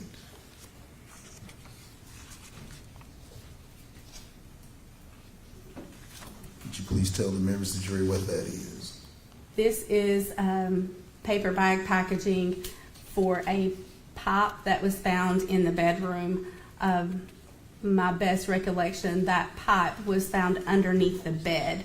In the past photographs that you saw where marker 24 was the hammer on top of the bed, this item was found underneath the mattress, underneath the bed. It was given marker number 30, and it was collected by me from that bedroom. Miss Allen, could you find that particular bag for us?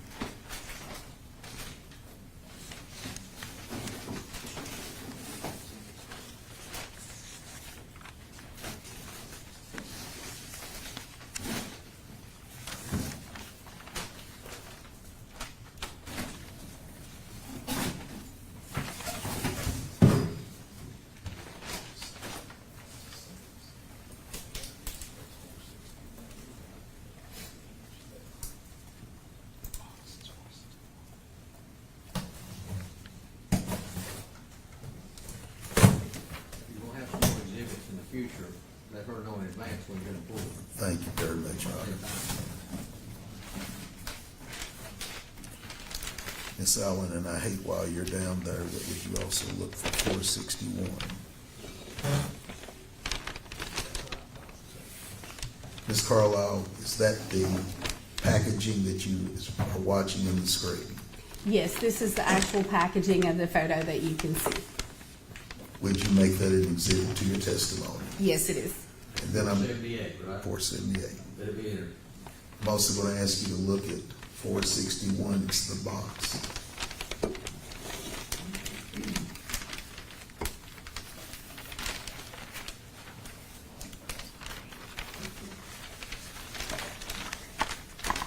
you please look at that box and tell us what it contains? This is the outer packaging for marker 26, which was the screwdriver that was in the floor of the bedroom that you saw in previous photos. And this is the outer packaging in this current photo that you can see. Would you make that an exhibit to your testimony? Yes, I do.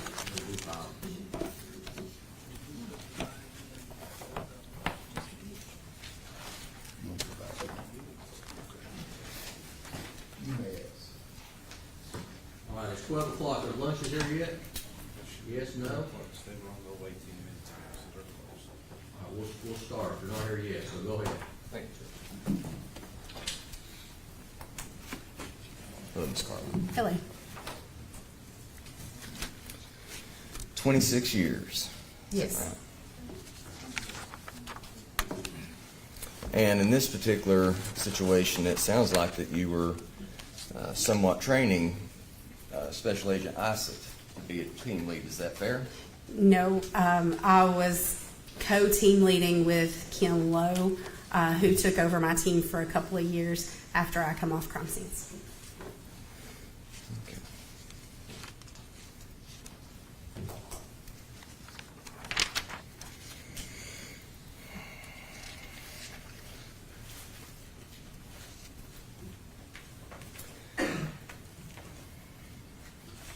Now, in this particular aspect of your role in processing the scene, is you just assisted where necessary.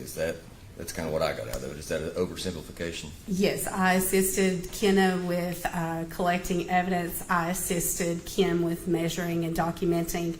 I assisted with the removal of the bodies by the EMTs and medical examiners. I assisted with photographing. So I was pretty much there to just fill the roles that anybody needed to be filled because I didn't have the specific duty of team leading at that point. But you were co-team lead. I was co-team leading, so I was there if anybody needed anything. Okay. Now you take from time to time you get refreshed on your training, probably yearly. Is that right? Yes, we do get training refreshers in alcohol toxicology and in crime scenes as well. And so you go through the proficiency testing when it comes to crime scene processing, right? Yes, crime scene processing, as well as the other sections that I work in, are proficiency tested yearly. Okay. And obviously you need to pass those because that could undermine your credibility when you collect evidence, correct? Yes, you are required to pass your proficiency test every year. And part of that is understanding, as like you put it, maybe a overarching title, crime scene investigation, which is a lot of things, right? It encompasses a lot of things, yes. And so the three-picture method as it relates to taking photographs of an item of evidence, that's sort of the general rule, wouldn't you agree? Yes, the general rule in photography is that you take faraway photos that you can see where the placement of evidence is in a room or an area. And then you would take a medium photo where you're a little bit closer to that item and there may be a couple of more items in the photograph as well. And then you would take a close-up where it's just that one piece of evidence. And you mentioned measuring particular items. Now, are we talking about the small little 90-degree angle measurement, or are we talking distance from, let's say, one piece of evidence to another? It could be basically one piece of evidence to another or reference points in a room. So if you take the door frame of a bedroom, or a living room, then those reference points are what you're going to use, and you're going to measure from that door frame to each piece of evidence. And then you're going to go to the other side of the door frame and measure to each piece of evidence. So essentially, when you're measuring, you're putting that piece of evidence, if you go to the scene, you can go 10 years later, and you can put that piece of evidence approximately back where it was at the time you found it. Absolutely. And so if we could take a look at Exhibit 337. Ms. Allen, thank you. So, evidence marker 25, right? Yes, Evidence marker 24. yes, 2 pieces of evidence. yes. Was it measured, the distance between the 2 of them? I would have to refer to my notes to see. And these notes that you're talking about, these are crime scene notes, right? Is that the right vernacular? Notes that you took while you were processing the scene to refresh your memory for this very instance, isn't it? Yes. So you would document all of the measurements that you take while you're at the scene. And then if it's requested, you can provide measurement log or diagramming of different locations and different pieces of evidence. I did not actually do the measurements, but I did assist in the measurements. Now, I'll give you just a second. Do you, from your knowledge, your notes, did you take a measurement, or do you know of anybody that took a measurement between those 2 items? I don't recollect that, but it would be in the measurement notes when I find them. This one. Some of the lunches are here. So it's 12:05, we'll break to 1:05. So everybody be back ready to go, probably about 1 o'clock, so we'll be ready to go right on time. Take the jury out for the lunch. All right.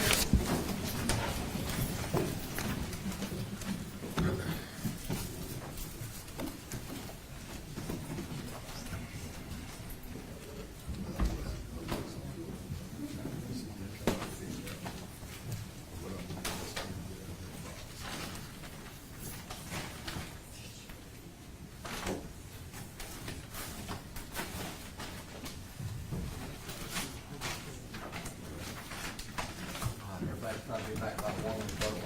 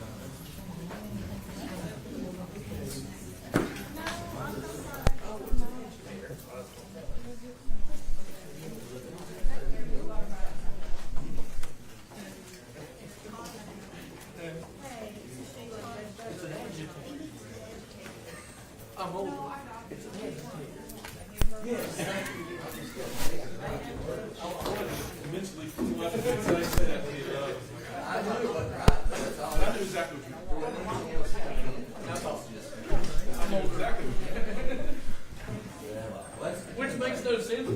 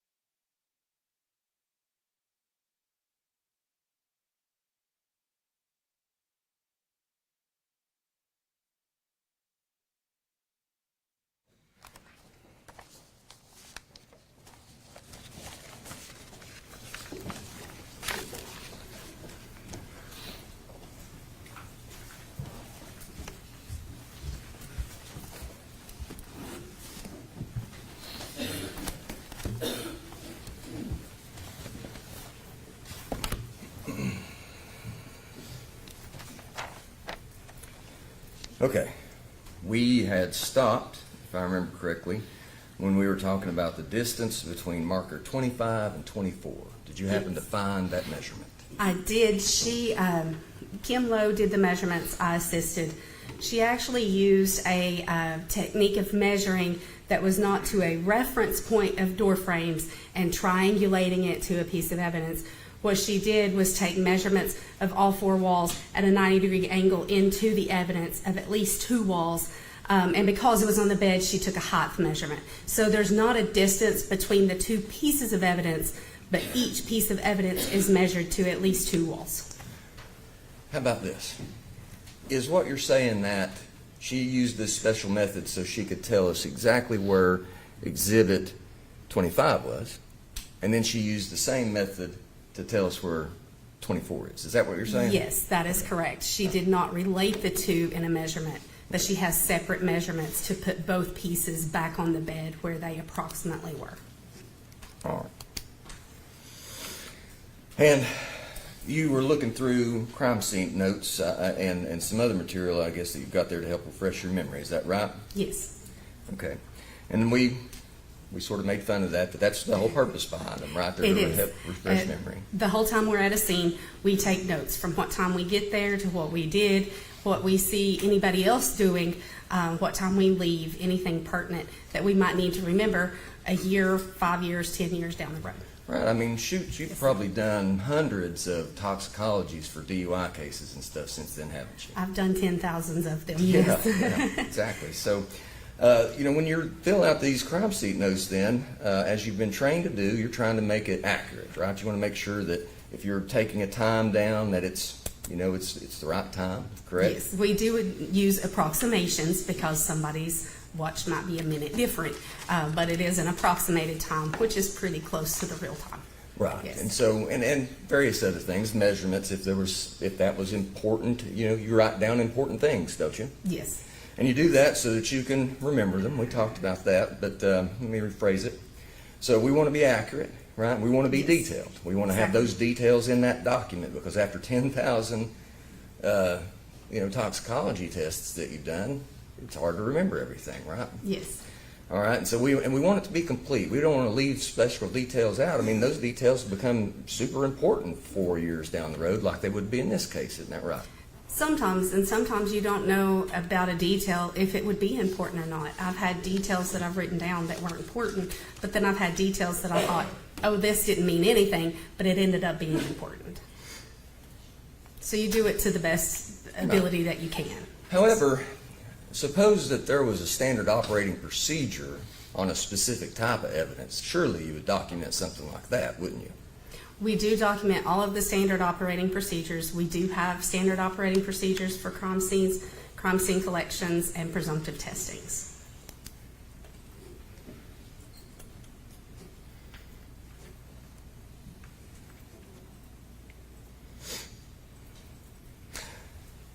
And a good example, I think, would be all these boxes here that have your initials on them, right? Yes.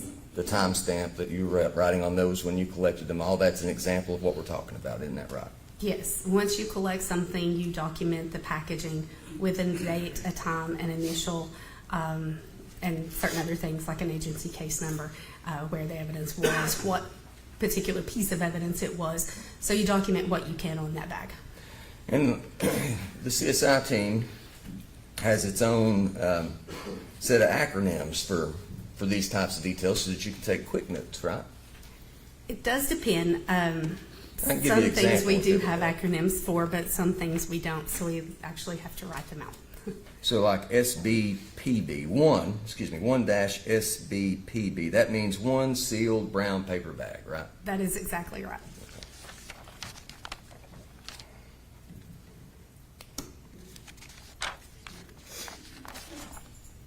Now, these crime scene notes that you take, those are reviewed by the team lead, aren't they? Once the crime scene is finished and processed, all the notes from each team member and any kind of logs that we've done while we're there go into one packet. It is put together by the team leader. It is reviewed by somebody else on the team, and that is technically admin reviewed by somebody that was not at the scene. So I guess it's reviewed 3 times. And so one of those reviews, you might find some initialing down in the bottom corner of these notes to show that they have been reviewed, correct? Sometimes initials at the bottom of the notes mean that I wrote on the piece of paper. So if it's Kim's notes and Kim, for example, is taking a measurement and I'm writing the measurement down as she calls it out to me, I've written on that piece of paper. So by policy, I'm required to sign it. So it could just be that I wrote on the paper, or it could be that Kim, she page numbers all of the crime scene document because she was the team leader that put it together. So initials could mean different things. Well, let's try to get to the bottom of that, shall we?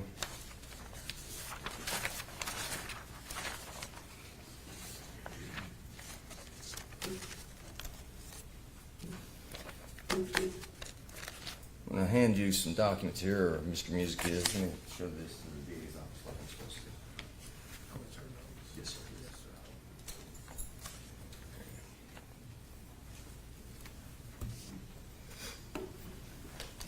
Do you recognize this document?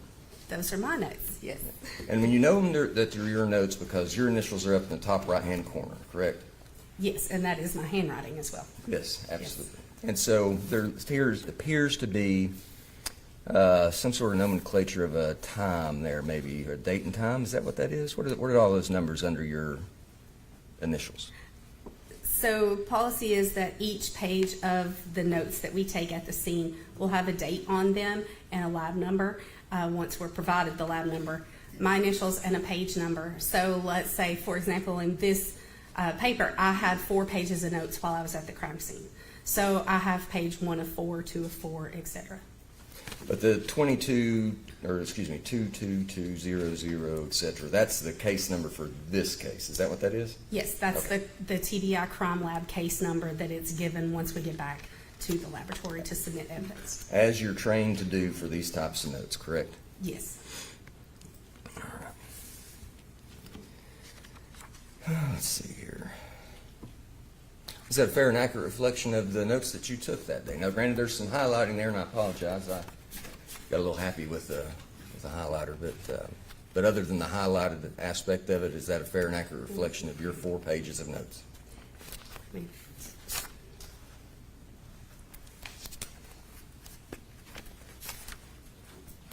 yes, it is. Okay. Your Honor, I'd like to enter that as the next Exhibit 495, I believe. Yes, collective 495, those can be bachelor's degree. If we could hold those off, I'll pass them in just a moment.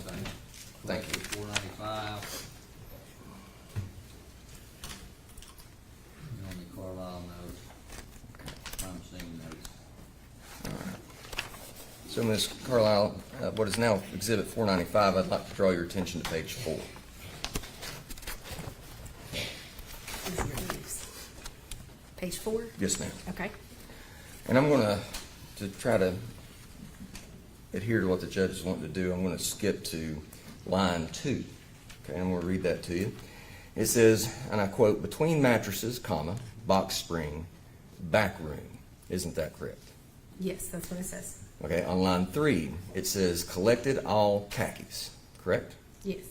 And on line 4, there's a line drawn down and then to the right with an arrow, and it says washing machine, correct? Yes. Comma. And I believe that is pair or pale in back room. I'm sorry. Pair in back room. There was, Talk about the khakis. yes, there Yes, was a ma'am. pair of khakis back there as well. And then line 5 is gather equipment. Line 6 is leave scene. Isn't that Yes. right? Okay. Now, nowhere else in that document do you mention the washing machine. Isn't that correct? I'll give you a chance to look.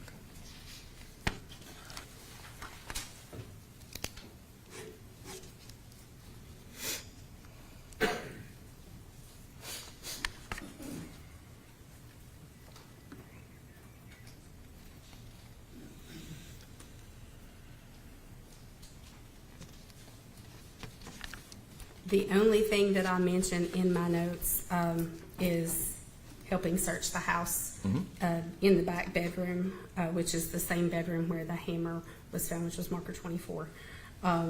and But then nothing- search more of the house. Yeah. So An I overall was- search. I was in searching. Yes, ma'am. Yeah. Now, isn't it also true that nowhere in that document does the word wet show up near that where it says anything about khakis, washing machine, or anything? Isn't that right? It doesn't show it in the document, but I do specifically remember it. And I'm sure it has been hammered into you. It is just over and over, at least I know in my experience, those things, when I had these standard procedures drilled into my head, that if it's not documented, it didn't happen. You heard that in your 26 years at the TBI, haven't you? It can, but notes are based on your recollections and on your notes. And I recollect the washing machine was in the spin cycle, and they were damp and dry spots because of the spin cycle.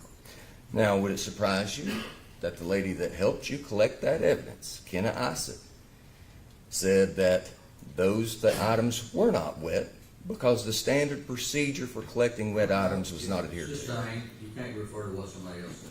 Your Honor, I'm using it as impeachment. I don't understand why I could not use that. We have contrary testimony to what has been given by this witness. I'll rephrase it. I'll do that. Rephrase it. You mentioned that you wouldn't use a plastic bag for those items. Isn't that right? Yes, because they were possibly damp.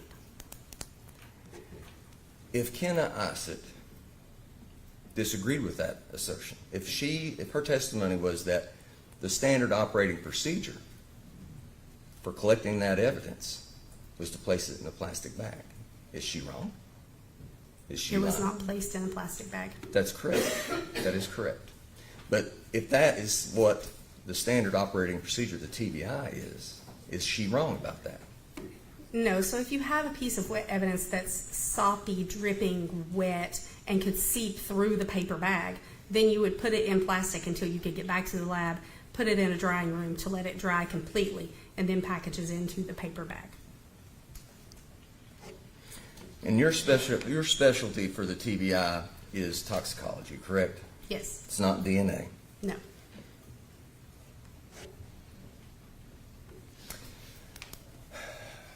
Just give me 1 second to look at some exhibits here that have been entered.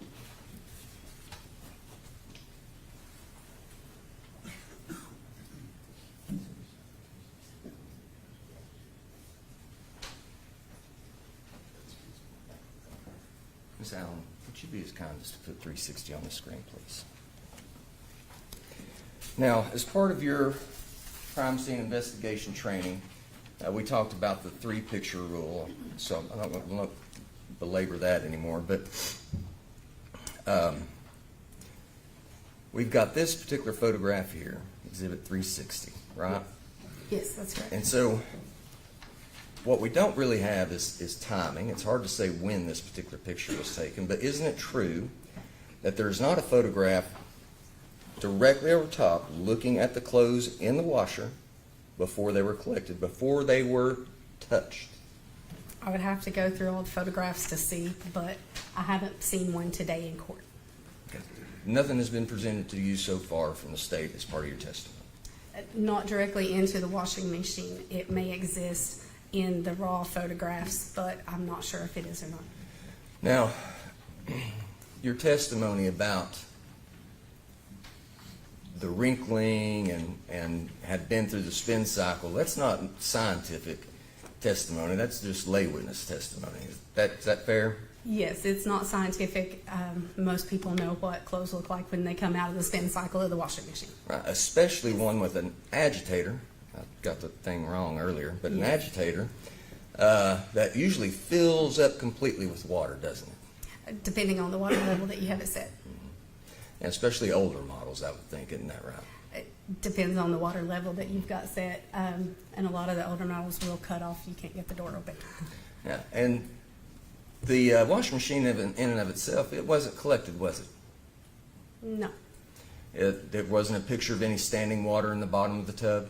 there was not standing water in the bottom of the tub. No picture of any moisture inside the tub? Not that I recall.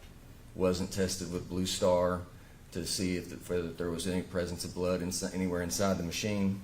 No, just the items of clothing that were in the washing machine were collected to be tested and analyzed.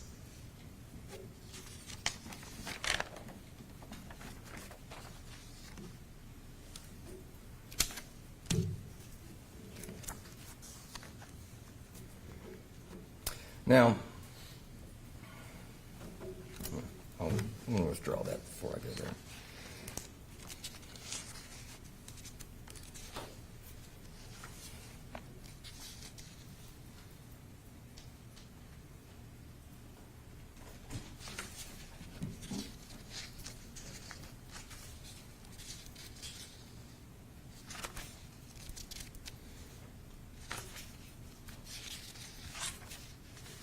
Now, in essence, the state has essentially covered with you the main items that you were involved in, right?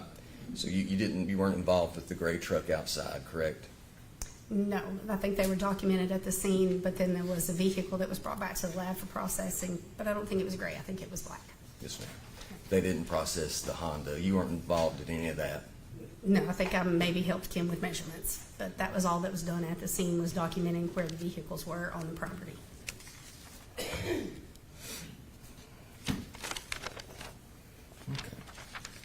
Ms. Carlisle, give me just one moment, please.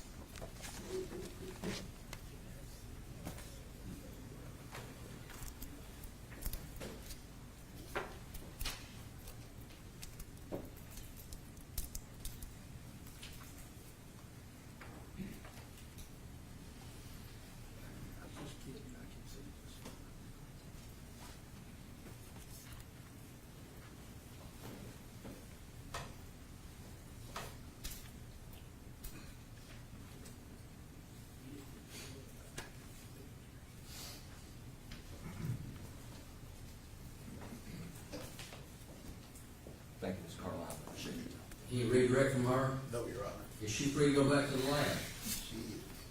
Thank you for being here. You're free to go back to the lab. Your Honor, Ms. Carlisle, I believe, is also under a subpoena for the defense. I'd like to have a little time to contemplate that before I release her. Please, I'll try to make that decision before we finish today. Okay. I thought you need to hang around for a few minutes.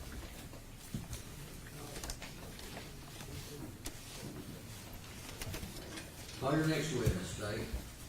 Your Honor, we call Kim Lowe. Kim Lowe.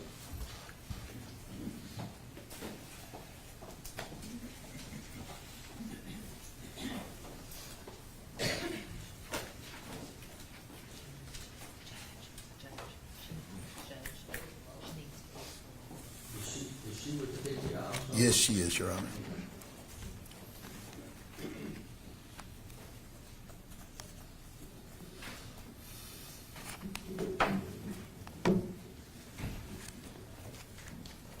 All the way around here.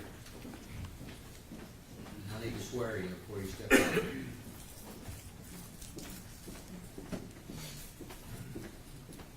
Raise your right hand this morning. You solemnly swear affirm testimony you give me the truth, the whole truth, and nothing but the truth, so help you God.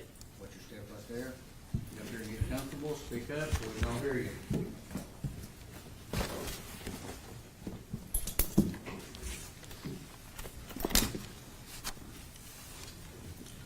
Good afternoon, Ms. Lowe. Would you please state your name to the jury? Special Agent Forensic Scientist Kim Lowe. How long have you been employed with the Tennessee Bureau of Investigation? This is my 22nd year. And what are your principal duties there? I work for the Forensic Biology Unit, so I look at the presence of bodily fluids, semen, saliva, and blood, and then generate a profile from that, and then compare it to a known standard to see if they match or they don't match. Have you been in that capacity your entire time at the Tennessee Bureau of Investigation? No, the first 3 years I was a forensic technician. On this particular April 25th, 2022, were you a member of what is called the Violent Crime Response Team? Yes, I was. And as a part of that team, were you called out to assist in the double homicide investigation here in Greene County? Yes, I was. When you arrived at that scene, can you tell the members of the jury what you remember having to deal with? What did you observe when you arrived? When we arrived, it was nighttime, It was dark. I remember we parked the truck a little further up. There was a stream in the middle, and then a white house off to the side, and a bunch of cars in front of it. That was the first initial portion of the scene. And is it fair to say that in your role, it's not just in the lab, but it's also a part of processing crime scenes? A minor portion is processing crime scenes, but my major portion is in the lab. Were you given, did you do specific things there at this particular crime scene? Who was the team leader at this particular scene? I was the team leader. I also did the sketching, and I did help with serology analysis. And as the team leader, what were your duties as team leader? As team leader, I came in, we assessed the scene, we walked the scene to see what was needed, and then assigned duties for other people to go ahead and start taking pictures, start taking videos, looking to see how we were going to process the scene. Did you do a walkthrough? Yes, I did. Please just tell the members of the jury what you remember about your walkthrough. I remember walking through the house. Came up a set of stairs and then into a door. Coming into the kitchen, pretty much the stove was right in front of you, and the kitchen was to your right. Refrigerator, and the sink to your right, and then there was a bathroom off the kitchen. If you went straight from the door towards, there was a living room with a couch in it. Then there was, I think, 3 bedrooms, so one right off to the left when you came in the front door, and then 2 more, one in the middle and one at the end across from the living room. Now, as it relates to your primary duties, what is forensic biology? So forensic biology is just the study of the bodily fluids, semen, saliva, or blood, and pertaining to the law. And what special studies or training have you undertaken to qualify as a specialist in forensic biology? I have a Bachelor of Arts in Biology from Gettysburg College in Pennsylvania, a Master of Arts in Anthropology from the University of Albany in New York, and then I've had a year and a half of in-house training, working cases pertinent to each stage of our analysis, and I completed a mock trial. What technical equipment is available to you? A variety of them to help us in extraction process. There's some robots. They help separate the DNA. We have a 7500, forgot the name of it. We call it 7500. It's a quantitation step. It tells you how much DNA you have. Then we have the, I call them 9700s, Verities. They go ahead and amplify the DNA for us, and then we run it on a 3500, and that gives us the profile I'm going to look at. Have you previously testified in courts of law as an expert in forensic biology? Yes, I have. Now, did you attempt in this case to isolate and analyze known blood samples of the defendant Jordan Allen, Bill Co, Jesse Allen, and Sherry Co? I believe there was blood samples from Sherry Cole and Jesse Allen, but the other 3 were buccal standards. Let me talk to you briefly and help me if you can in plain terms. What is DNA?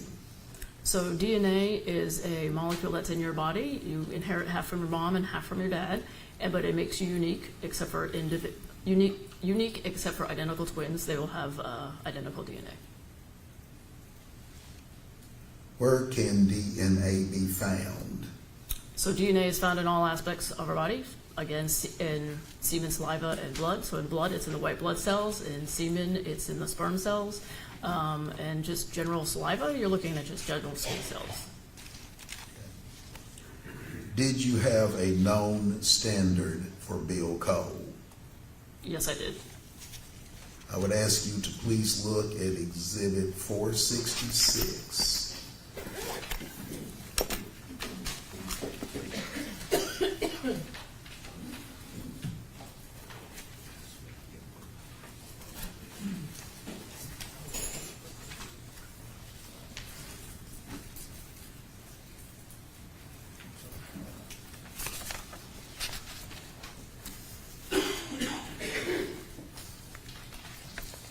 So on the, right, On the Ms. bottom. Lowe, can I do something for a second? Yes. I apologize to you. I can make a big mistake, and I'd like to do something before I show that. Okay. If that would be all right.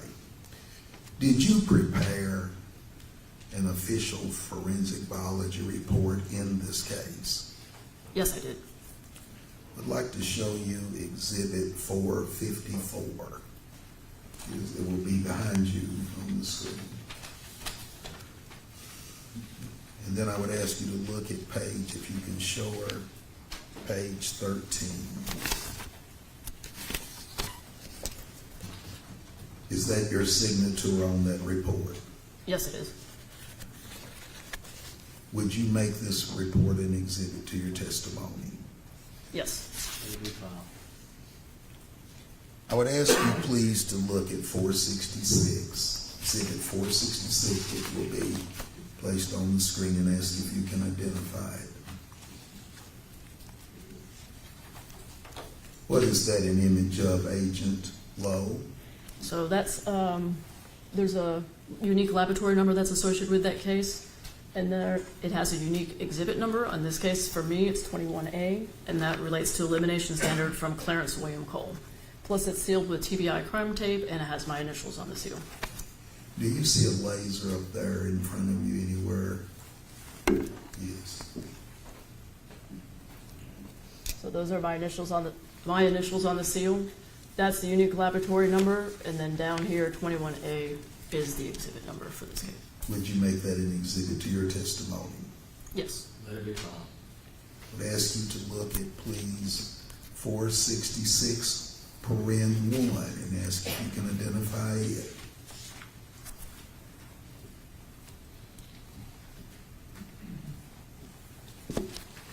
So this is the plastic bag that was inside the sealed yellow envelope you just saw. And inside that sealed plastic bag are the swab packs.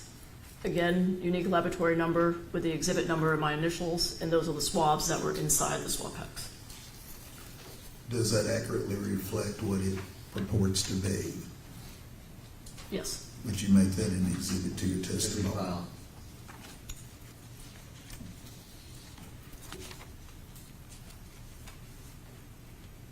I would like to show you Exhibit 465 and ask if you can identify it. Do you recognize that image? So yes. Unique laboratory number, here's 25A, which is our exhibit number, is the known buccal swabs from Jordan Allen. My initials with the TBI seal. So we have Bill Cole and Jordan Allen. Would you make that an exhibit to your It'll be testimony? filed. I'd ask you to please look at 465-1, paren 1, and ask if you can identify it.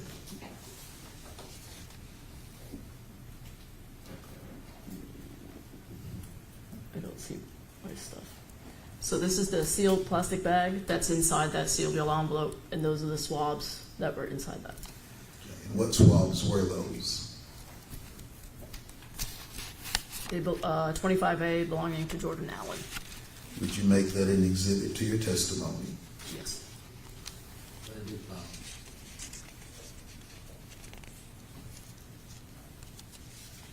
I would ask you please to look at 480, Exhibit 480.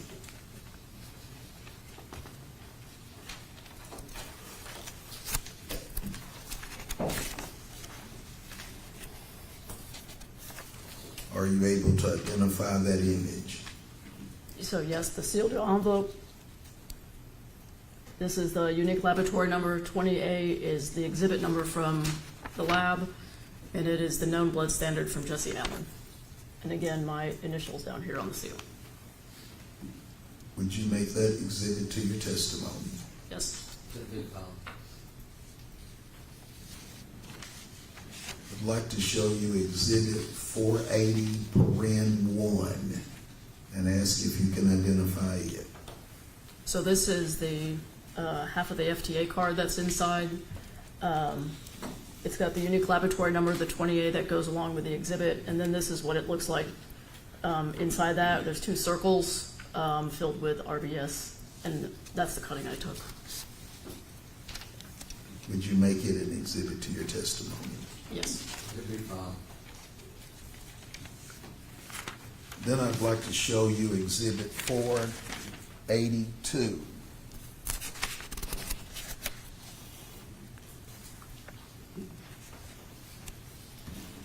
Do you recognize that image? So yes, so this is sealed yellow envelope. Unique laboratory number 20D is associated with known blood standard from Sherry Cole, and then my initials on the seal. Would you make that an exhibit? Does that accurately reflect what purports to be? Does it accurately reflect what it purports to be? Yes. Would you make it an exhibit to your testimony? Yeah. It'll be filed. And then I would ask you to look at 482, paren 1. So another half of an FTA card, exhibit unique laboratory case number 20D. So you've got 2 circles for the FTA card filled with RBS, and that's the cutting that I took for that sample. So as I take it, we now have samples of the 4 key individuals: Jordan Allen, Jesse Allen, Sherry, and Bill Cole. That's correct.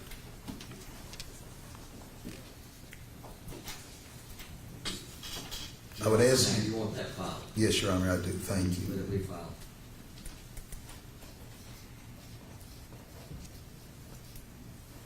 I would ask you to look at Exhibit 463 and see if you can identify it.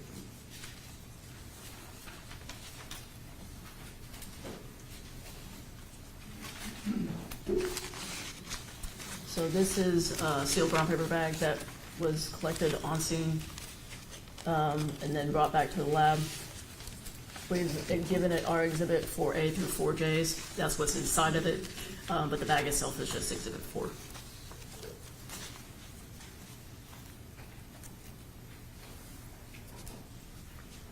And that contains swabs from those particular markers that That's are correct. listed there. Is that correct? Swabs from the outside and those particular markers. Would you please would you make that an exhibit to your testimony? Yes. It'll be filed. I'd ask you to look, please, at image or exhibit 463-1. And I ask if you can identify that image. So these are all the swab boxes that are inside that brown paper bag. All starting unique laboratory case number, starting with 4A, going down to 4J. 4A to 4J. That is correct. So now please let us look at, would you make that an exhibit to your testimony? Yes. It'll be filed. Would you please look at 46.3 paren 2? 460. 63.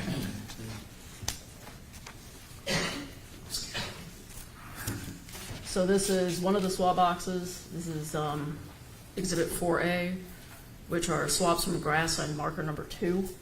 This is what the swabs look like that were inside, and the cuttings from that swab. That was from the grass outside near the Bronco, is that right? That's one of the swabs from near the grass. Did you test that particular swab to determine if it matched any DNA involved in this case? Yes, I did. Were you able to reach an opinion based upon a reasonable degree of scientific certainty? Yes, I did. Please tell the members of the jury what you found about that blood right outside that Bronco, marker 2. Presumptive chemical testing indicated the presence of blood. Presumptive immunological testing indicated the presence of human hemoglobin, a component of human blood. The DNA profile obtained matches Exhibit 20D, Sherry Cole.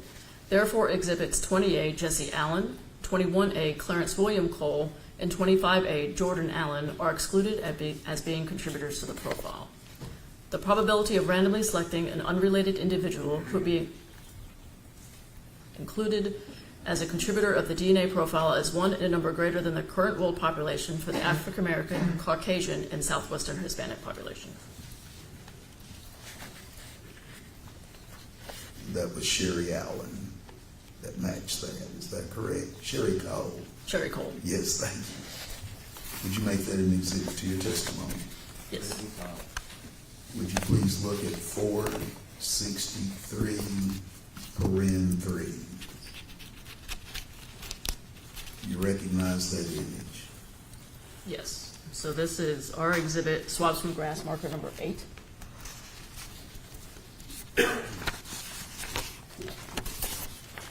Did you also do testing on that to determine if there was a DNA match for that swab taken from grass near marker 8? Yes, I did. Please tell the members of the jury what your findings were. Presumptive chemical testing indicated the presence of blood. Presumptive immunological testing indicated the presence of human hemoglobin, a component of human blood. The DNA profile obtained is consistent with a mixture from at least 2 individuals. The major contributor matches 20D Sherry Cole. Therefore, exhibits 20A Jesse Allen, 21A Clarence William Cole, and 25A Jordan Allen are excluded as being contributors to the major profile. The probability of randomly selecting an unrelated individual who be included as a contributor of this major DNA profile is 1 in a number greater than the current world population for those 3 population groups. I know, Agent Lowe, that's, what's that last language mean when you're doing the showing how that fits in with the rest of the world? What does that tell us pretty plainly? So that's the weight that we give to the match. In this case, the world population is 8 billion people, and this match on this exhibit is greater than that. Would you make that an exhibit to your testimony? Yes. Would you please look at exhibit 463, paren 4? You recognize that image?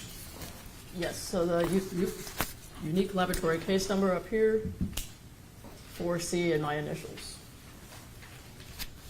Did you test this particular item and did you reach an opinion based upon a reasonable degree of scientific certainty about whether it was human blood, and if it was human blood, whether or not it matched DNA of one of the persons involved? Yes, I did.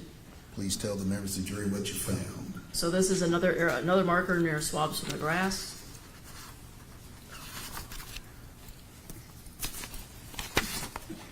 Presumptive chemical testing indicated the presence of blood.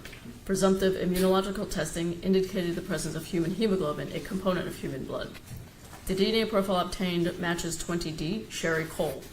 Therefore, exhibits 20A Jesse Allen, 21A Clarence William Cole, and 25A Jordan Allen are excluded as being contributors to the profile.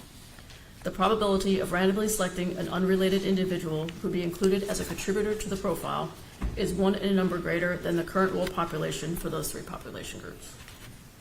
Would you make that an exhibit to your testimony? In order, Agent Lowe, if there is no objection, in each one of these that I'm going to ask you about in my succeeding questions, each one of them, once we identified, I'm going to make sure that you can testify that you reached an opinion based upon a reasonable degree of scientific certainty as to whether or not it's human blood and whether it matches, and maybe I can speed it up just a little bit.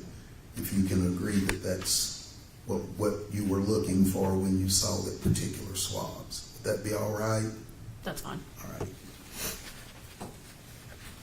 Let's please look at 463.5. Would you please tell the members of the jury, do you recognize that image? So yes, the unique laboratory case number and 4D is associated with swabs from grass, marker number 10. Presumptive chemical testing indicated the presence of blood. Presumptive immunological testing for the presence of human hemoglobin, a component of human blood, was not performed due to a limited sample.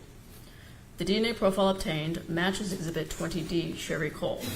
Therefore, exhibits 20A Jesse Allen, 21A Clarence William Cole, and 25A Jordan Allen are excluded as contributors to the profile. The probability of randomly selecting an unrelated individual to be included as a contributor to this profile is 1 in a number greater than the current world population for those 3 population groups. Would you make that an exhibit to your testimony? Be filed. Yes.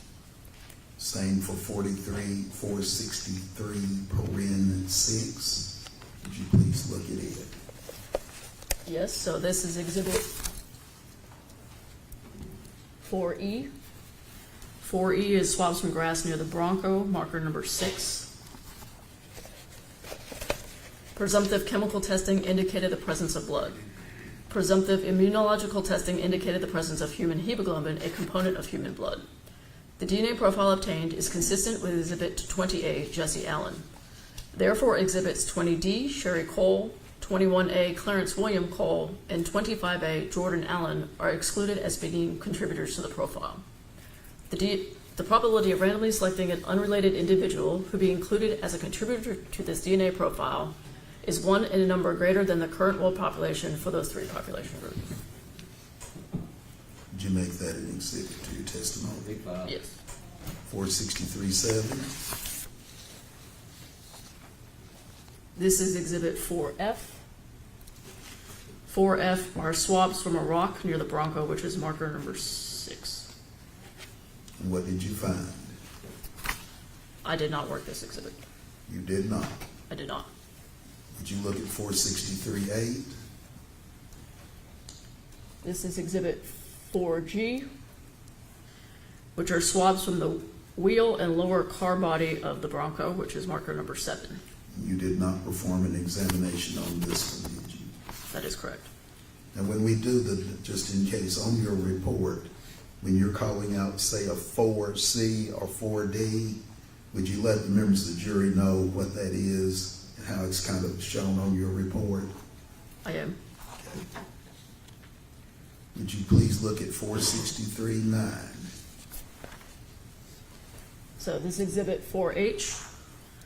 Those are swabs from the muffler on the Bronco, marker number 7.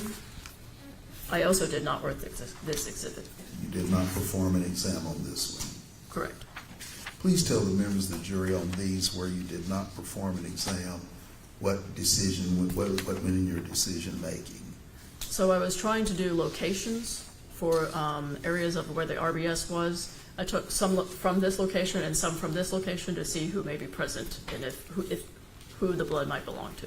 I didn't work all of the items. We collected all the items just in case, but I didn't end up working them all.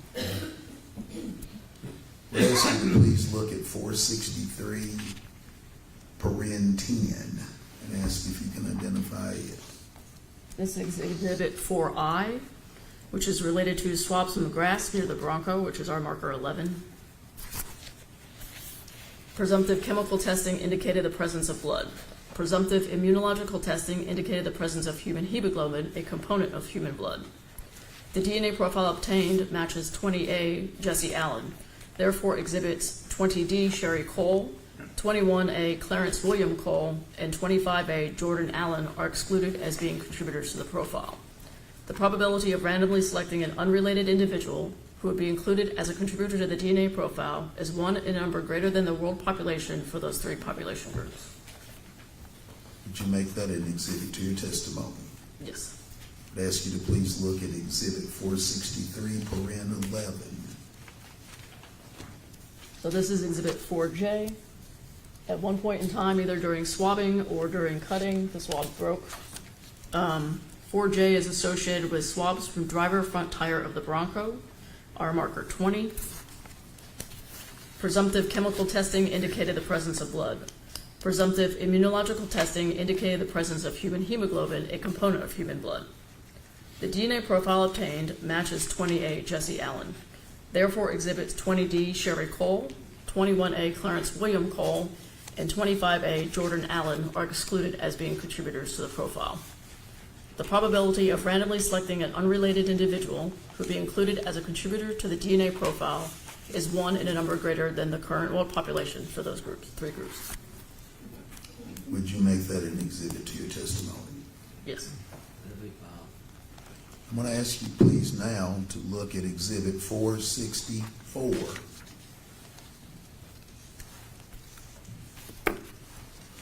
Ask if you can identify it.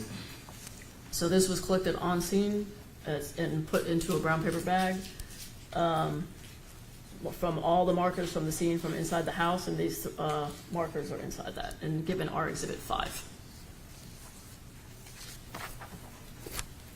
13, 14, 15, 18, and 23 are the markers for this particular sample. Is that right?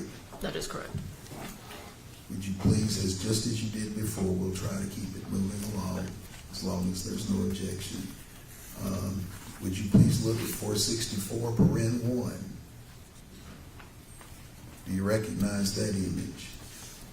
Yes, so these are the swab boxes, unique laboratory number, exhibit numbers, and my initials that are on all the TBICs. Would you please look at 464, paren 2? Please tell us what that image is. So this is Exhibit 5A, which is swabs from the kitchen cabinet, or marker 13. The results for that: presumptive chemical testing indicated the presence of blood. Presumptive immunological testing for the presence of human hemoglobin, a component of human blood, was not performed due to a limited sample.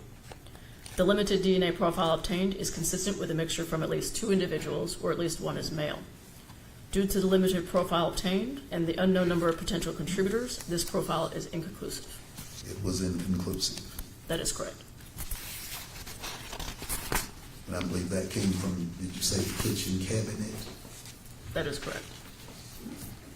Would you please look at 464, paren 3?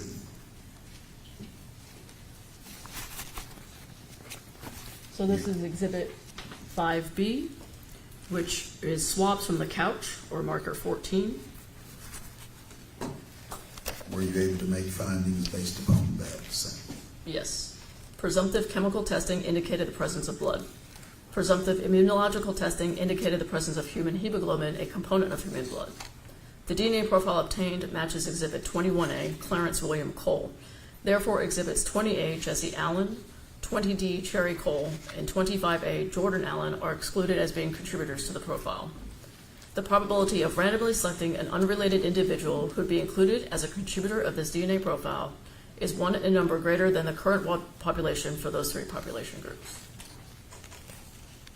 Would you make that an exhibit to your testimony? Yes. Would Would you look at please 464, paren 4? This is Exhibit 5C. 5C relates to swabs from another area of the couch, on marker 15. Presumptive chemical testing indicated the presence of blood. Presumptive immunological testing indicated the presence of human hemoglobin, a component of human blood. The DNA profile obtained matches Exhibit 21A, Clarence William Cole. Therefore, Exhibits 20A, Jesse Allen, 20D, Sherry Cole, and 25A, Jordan Allen, are excluded as being contributors to the profile. The probability of randomly selecting an unrelated individual who would be included as a contributor to this DNA profile is 1 in a number greater than the current world population for those 3 population groups. Would you make that an exhibit to your testimony? Yes. Would you please look at 464, paren 5? It's another swab, I believe, from another area of the couch. This is our Exhibit 5D. This is swabs from the couch back, or marker 18. Presumptive chemical testing indicated the presence of blood. Presumptive immunological testing for the presence of human hemoglobin, a component of human blood, was not performed due to a limited sample. The DNA profile obtained is consistent with a mixture from at least 2 individuals, where at least one is male. The major contributor matches Exhibit 21A, Clarence William Cole. Therefore, Exhibits 20A, Jesse Allen, 20D, Sherry Cole, and 25A, Jordan Allen, are excluded as being contributors to the major profile. The probability of randomly selecting an unrelated individual who would be included as a contributor of this major DNA profile is 1 in a number greater than the current world population for those 3 population groups. Would you make that an exhibit to your testimony? look at 464-6. This is our Exhibit 5E, which are swaps from the bathtub, or marker 23. This is the bathtub, correct? That is correct. All right. Presumptive chemical testing indicated the presence of blood. Presumptive immunological testing for the presence of human hemoglobin, a component of human blood, was not performed due to a limited sample. The DNA profile obtained matches Exhibit 20A, Jesse Allen. Therefore, Exhibits 20D, Sherry Cole, 21A, Clarence William Cole, and 25A, Jordan Allen, are excluded as being contributors to the profile. The probability of randomly selecting an unrelated individual who will be included as a contributor to this DNA profile is 1 in a number greater than the current world population for those 3 population groups. Would you make that an exhibit to your testimony? Yes. Be fine.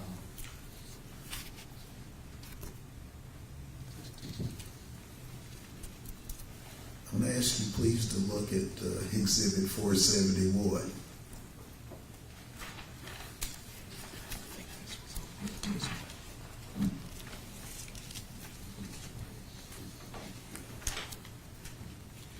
I show you that exhibit, that image, and ask if you can identify it.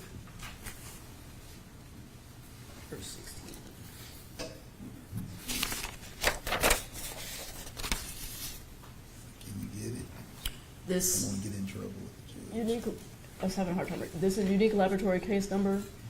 Shoes with RBS from bedroom number 3 is our Exhibit 8A. Do you know what that bag contained, Agent Lowe? They contain shoes from bedroom number 3. Is that the actual bag itself that's pictured on that the image is on the board as exhibit Yes. It is. 471? Would you make both those exhibits to your testimony, the actual bag and the image of the bag? Yes. That'd be fine. What was contained in that bag? It was a pair of boots. 471, paren 1, Sally.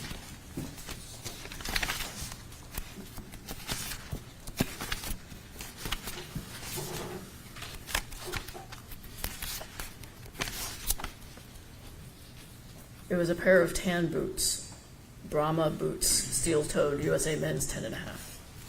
Now, for the members of the jury, there were several findings as it relates to these boots. Is that correct? That is correct. If you would take your time, and I'm guessing almost all of these are going to fall within that worldwide range, but if you would just please tell the members of the jury what you found as relates to the areas of that boot.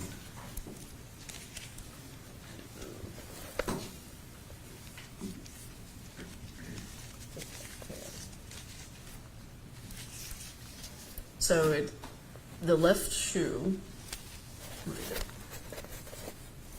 give me 1 second.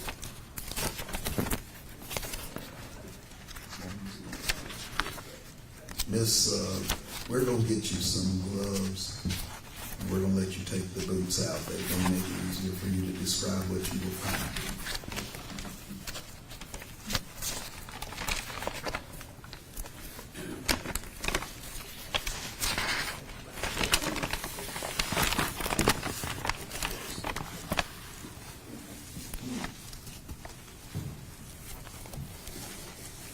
Scissors.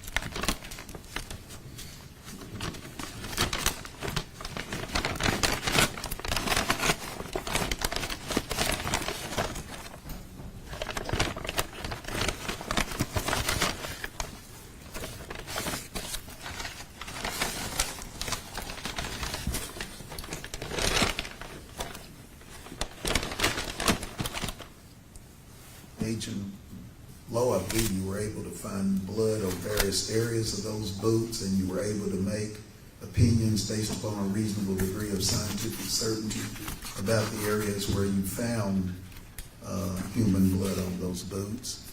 And I believe that one of your first findings was the left shoe and the left side front.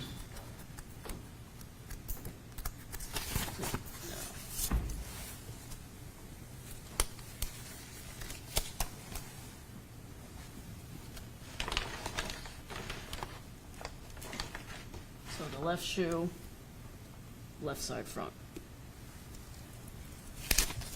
Did you find that it had a match? Presumptive chemical testing indicated the presence of blood.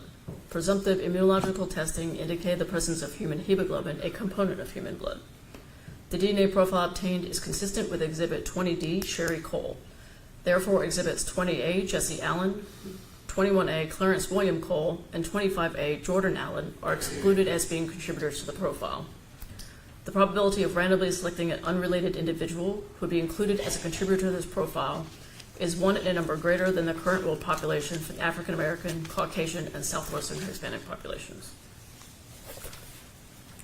You also made a finding to a reasonable degree of scientific certainty about whether or not there was human blood and whether or not there was a major contributor on the left shoe, left side back, near heel.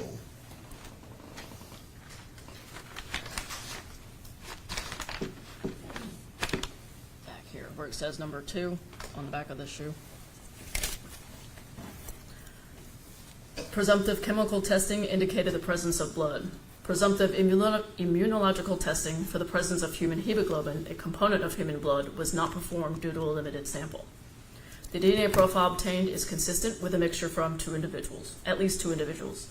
The major contributor is consistent with 20D, Sherry Cole. Therefore, Exhibits 20A, Jesse Allen, 21A, Clarence William Cole, and 25A, Jordan Allen, are excluded as being contributors to the profile. The probability of randomly selecting an unrelated individual who would be included as a contributor to the major DNA profile is 1 in a number greater than the current world population for the African American, Caucasian, and Southwestern Hispanic populations. I believe you also found findings on the left shoe, top middle. So it's the top middle portion of the toe up here. Can you please tell the members of the court what you found as a reasonable degree of scientific certainty in your field?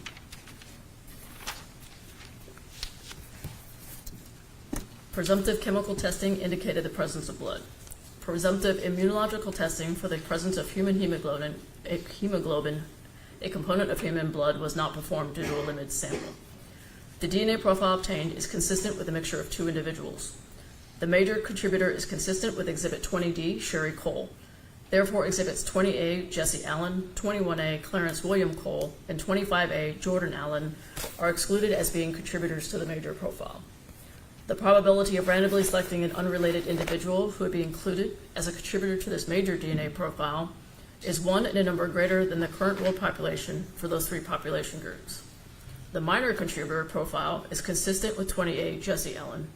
The probability of randomly selecting an unrelated individual who would be included as a contributor of this minor DNA profile is approximately 1 in 2.394 billion for the African American population, 1 in 36.4 billion for the Caucasian population, and 1 in 4.5 billion for the billion for the Southwestern Hispanic population.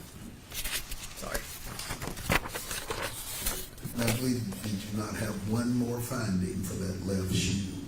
Yes, so the inside of the left shoe, down in this area,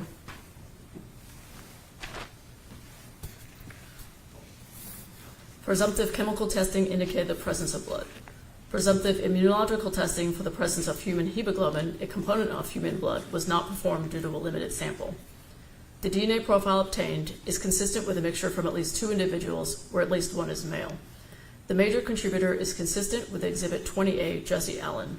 Therefore, Exhibits 20D, Sherry Cole, 21A, Clarence William Cole, and 25A, Jordan Allen, are excluded as contributors to the major profile. The probability of randomly selecting an unrelated individual to be included as a contributor to the major DNA profile is 1 in a number greater than the current world population for those 3 groups.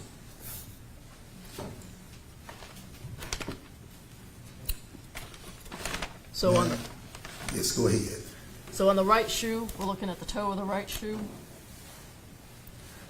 Presumptive chemical testing indicated the presence of blood. Presumptive immunological testing indicated the presence of human hemoglobin, a component of human blood. The limited DNA profile obtained is consistent with a mixture from at least 2 individuals, where at least 1 is male. Due to this limited profile and the unknown number of potential contributors to the profile, it is inconclusive for comparison. I think you also found that a finding based upon a reasonable degree of scientific certainty is the right side front of the right shoe. Am I correct? Yes, so that is on this side of the shoe, on the bottom towards the sole. Presumptive chemical testing indicated the presence of blood. Presumptive immunological testing for the presence of human hemoglobin, a component of human blood, was not performed due to a limited sample. The DNA profile obtained is consistent with a mixture from at least 2 individuals, where at least 1 is male.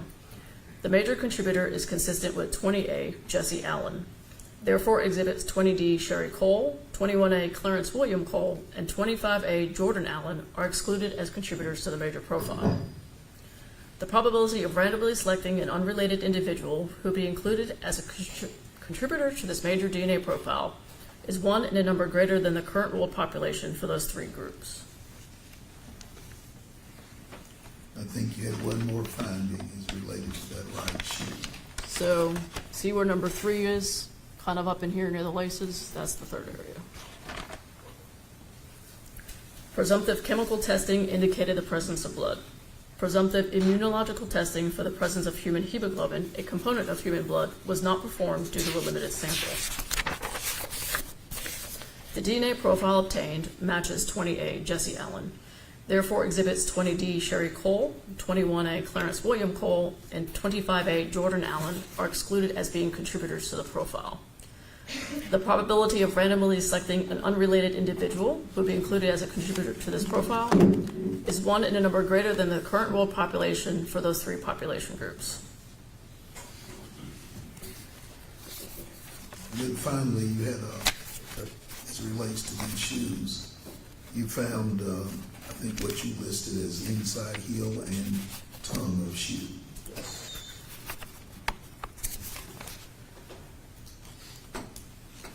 So I swabbed the inside heel and the tongue of both of these shoes, so inside this and then the back side of the tongue, to see who may be wearing the shoes. The DNA profile obtained is consistent with a mixture from at least 3 individuals where at least 1 is male. The major contributor is consistent with exhibit 21A, Clarence William Cole. Therefore, exhibits 20A, Jesse Allen, 20D, Cherry Cole, and 25A, Jordan Allen are excluded as contributors to the major profile. The probability of randomly selecting an unrelated individual who will be included as a contributor to the major profile is 1 in a number greater than the current world population for the African American, Caucasian, and Southwestern Hispanic populations. Now, when we started, Agent Lowe, I'd asked you a question about how DNA is left or how DNA is found on particular items. Do you remember that question early on? Yes.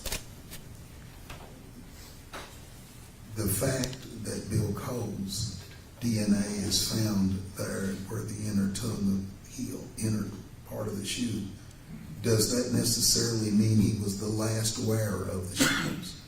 It just means he left the most DNA behind. It doesn't, can't tell you when the DNA was deposited, just how much and what was deposited. Someone else could have been the last wearer of the shoe. I don't know when it was deposited onto the shoe. I would show you, would you make that an exhibit to your testimony, all of that an exhibit to your testimony? Yes. Show you exhibit number 457 and ask if you can identify it.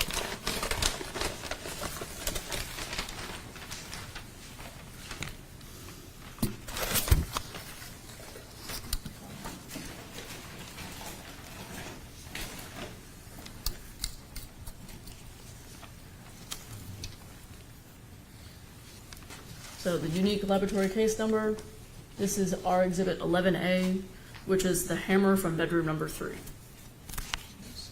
What were your findings as related to that hammer, if you were able to make findings consistent with a reasonable degree of scientific certainty? Yes, I tested the head of the hammer. Presumptive chemical testing indicated the presence of blood. Presumptive immunological testing for the presence of human hemoglobin, a component of human blood, was not performed due to a limited sample. The DNA profile obtained is consistent with a mixture from at least 3 individuals, or at least one is male. The major contributor matches Exhibit 20A, Jesse Allen. Therefore, Exhibits 20D, Sherry Cole, 21A, Clarence William Cole, and 25A, Jordan Allen, are excluded as being contributors to the major profile. The probability of randomly selecting an unrelated individual who would be included as a contributor of the major DNA profile is 1 in number greater than those current 3 population groups. I also tested the handle of the hammer. Presumptive chemical testing did not indicate the presence of blood. The DNA profile obtained is consistent with a mixture from at least 3 individuals where at least one is male. Due to the complexity of the mixture, this profile is inconclusive for comparison purposes. Your Honor, 457 has already been previously entered. I would ask that we show her the hammer that we've seen before. We can.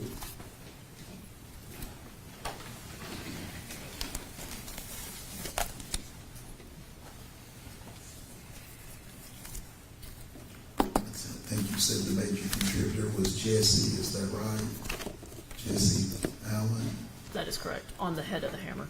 You'll just take a look at that hammer again.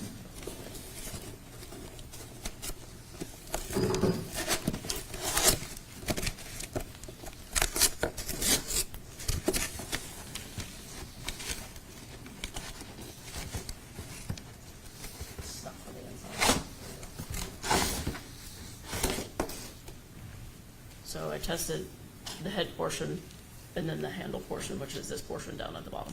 You found, you did not find any contribute as related to the handle, is that right? There was a mixture of 3 people and I couldn't compare them, so it was inconclusive for comparison. But on the head of that, you found a match for Jesse Allen. The major contributor. Did you make that exhibit to your testimony as well? File. Yes.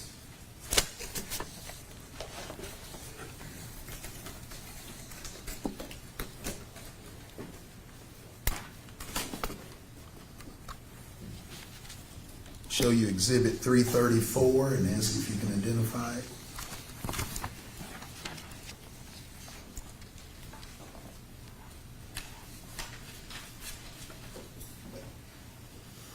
But Yes, please just tell us what we're looking at there and what you did, if anything, as relates to that scene. so this is the bedroom number 3 of the scene. That was what we just looked at. We also collected the screwdriver from the scene. I think that's a portion of RBS on the bedding. Would you make that, it's already an exhibit, but would you make it an exhibit to your testimony? Yes. Would you please look at 339?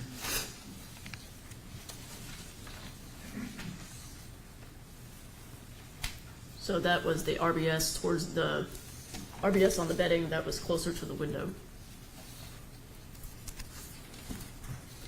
Would you make that an exhibit to your testimony? Yes. Would you look at exhibit 340?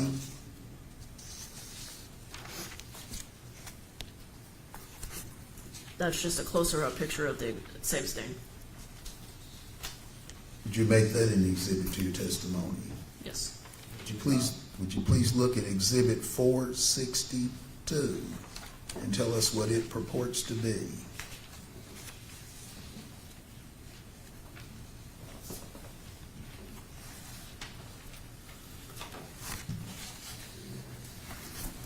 So this is that actual cutting from the bed sheet.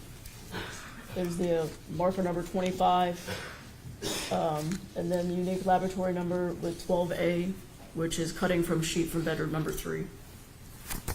Would you make that an exhibit to your testimony? Yes. Would you please look at 462.1? So What that's is 462.1? That's the actual cutting that I took from the bed sheet. And as all of these that I've asked about, does it accurately depict what it purports to show? Yes.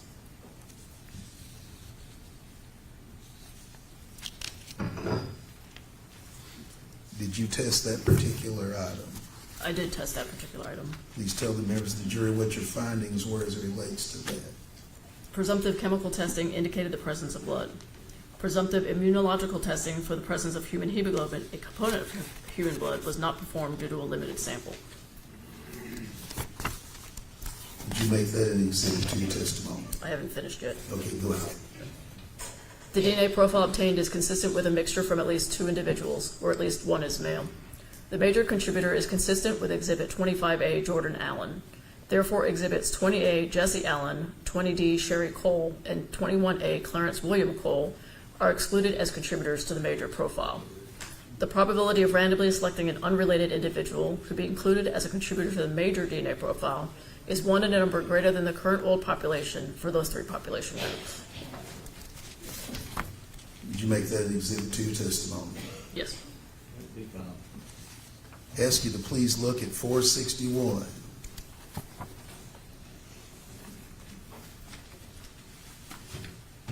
Can you identify that? So this is marker number 26. It's listed as a screwdriver, unique laboratory case number, and 13A, which was the screwdriver from bedroom number 3. Would you make that image and that exhibit Yes. to your testimony? Yes. Would you please look at 461-1? That's the screwdriver in the box from the room. Did you test that screwdriver? I did test that screwdriver. What were your findings? Presumptive chemical testing did not indicate the presence of blood. I then decided to I swabbed the area on the handle portion, the shaft portion. Let me double check that.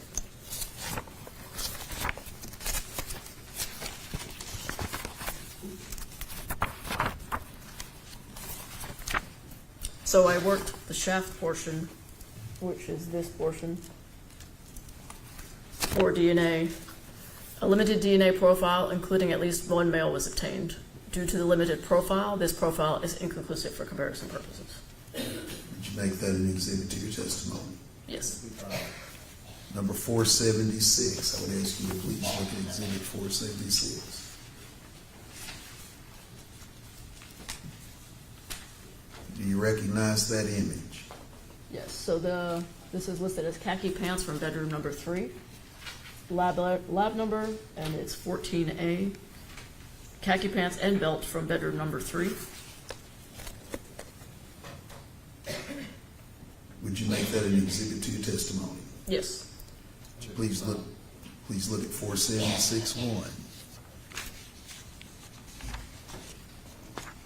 Can you tell the members of the jury what we're looking at there?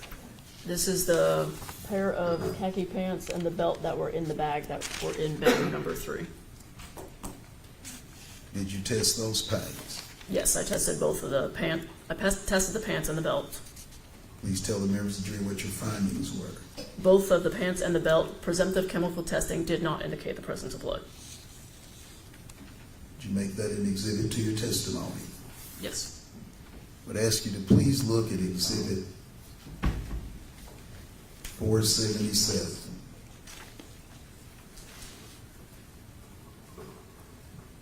Please tell the members of the jury if you recognize exhibit 477. So this is something collected from the scene. It says clothes from washing machine, marker number 28, which is our exhibit number 15, clothes from washing machine. Would you please look at it? Would you make that an exhibit to your testimony? Yes. Would you please look at exhibit 477-1? So these are the front and back portion of what was in the washing machine. So you got the khaki pants and the green polo shirt. Did you do testing on those particular items? I did. Please tell the members of the jury what your findings were. So both the polo shirt and the khaki pants, presumptive chemical testing did not indicate the presence of blood. Would you make that an exhibit to your testimony? Yes. That'll be fine. Would ask you to please look at Exhibit 478. Tell the members of the jury if you can identify that image. This is, looks like pipe from bedroom number 3, collected from on scene as exhibit R16, exhibit 16 for us. Yes, would you make that an exhibit to your testimony? Yes. That'll be fine. Would you please look at 478, paren 1. Is that the metal pipe? Yes, this was found actually after the bed was pulled up and it was completely under the bottom of the bed. Did you do any testing on that metal pipe? I did not. Would you please look at Exhibit 481?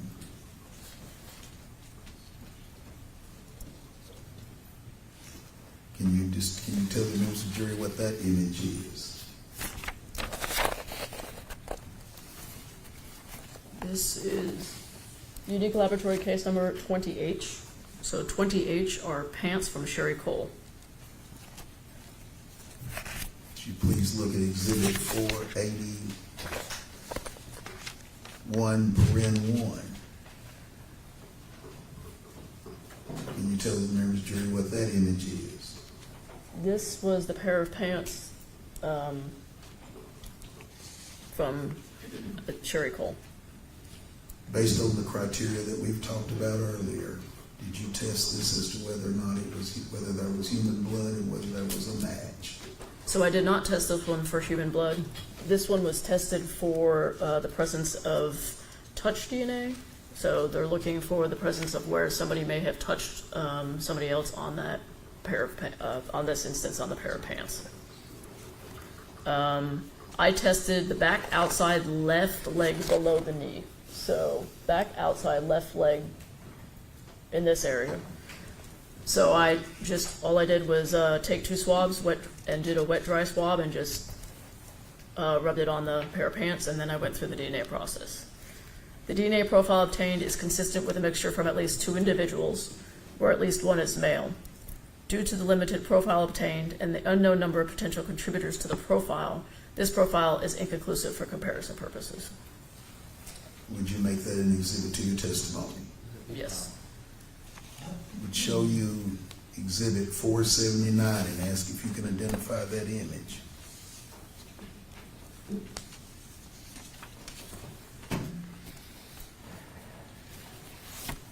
So this is our unique laboratory case number, and then it's 20L.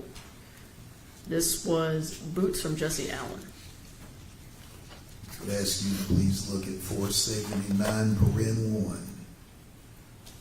So these were the pair of boots that he was wearing on scene. My unique laboratory number and my ID are up in here.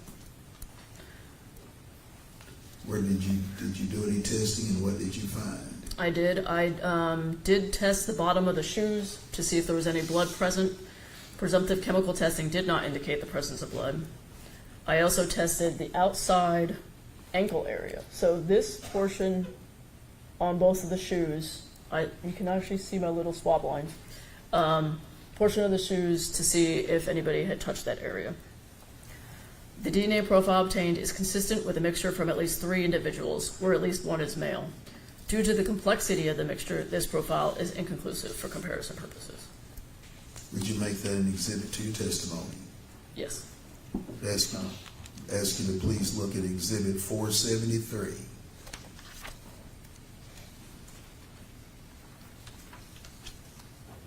Can you identify that image? This is exhibit, looks like 22A, which is boots from Clarence William Cole. Did you do testing on those boots? I did. Please tell the members of the jury what you found. Both of those boots, presumptive chemical testing did not indicate the presence of blood. And those were the boots that were actually taken off of Clarence Cole, is that right?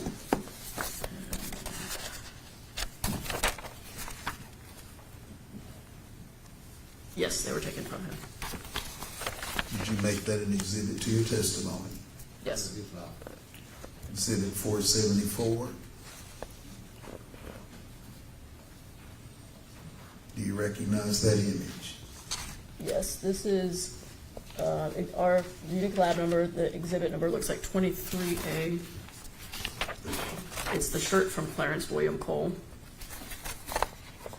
Would you make that an exhibit to your testimony? Yes.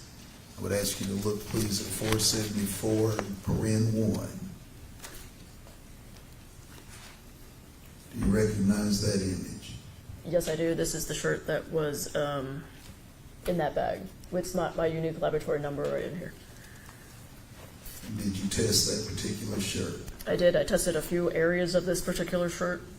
So the lower front left in this area here, you can see my cutting. Presumptive chemical testing indicated the presence of blood. Presumptive immunological testing indicated the presence of human hemoglobin, a component of human blood.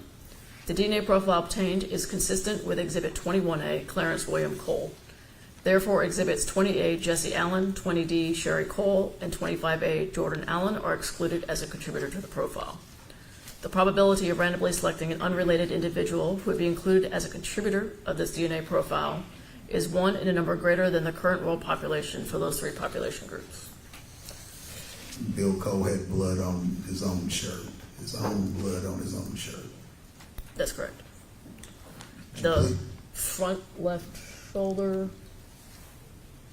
up in here. Presumptive chemical testing indicated the presence of blood. Presumptive immunological testing indicated the presence of human hemoglobin, a component of human blood. The DNA profile obtained is consistent with Exhibit 21A, Clarence William Cole.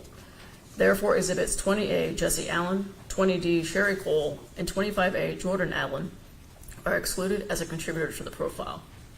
The probability of randomly selecting an unrelated individual who would be included as a contributor of this DNA profile is 1 in a number greater than the current world population for those 3 population groups. And the last spot on the shirt is on the back side, so the back left area over here. Presumptive chemical testing indicated the presence of blood. Presumptive immunological testing indicated the presence of human hemoglobin, a component of human blood.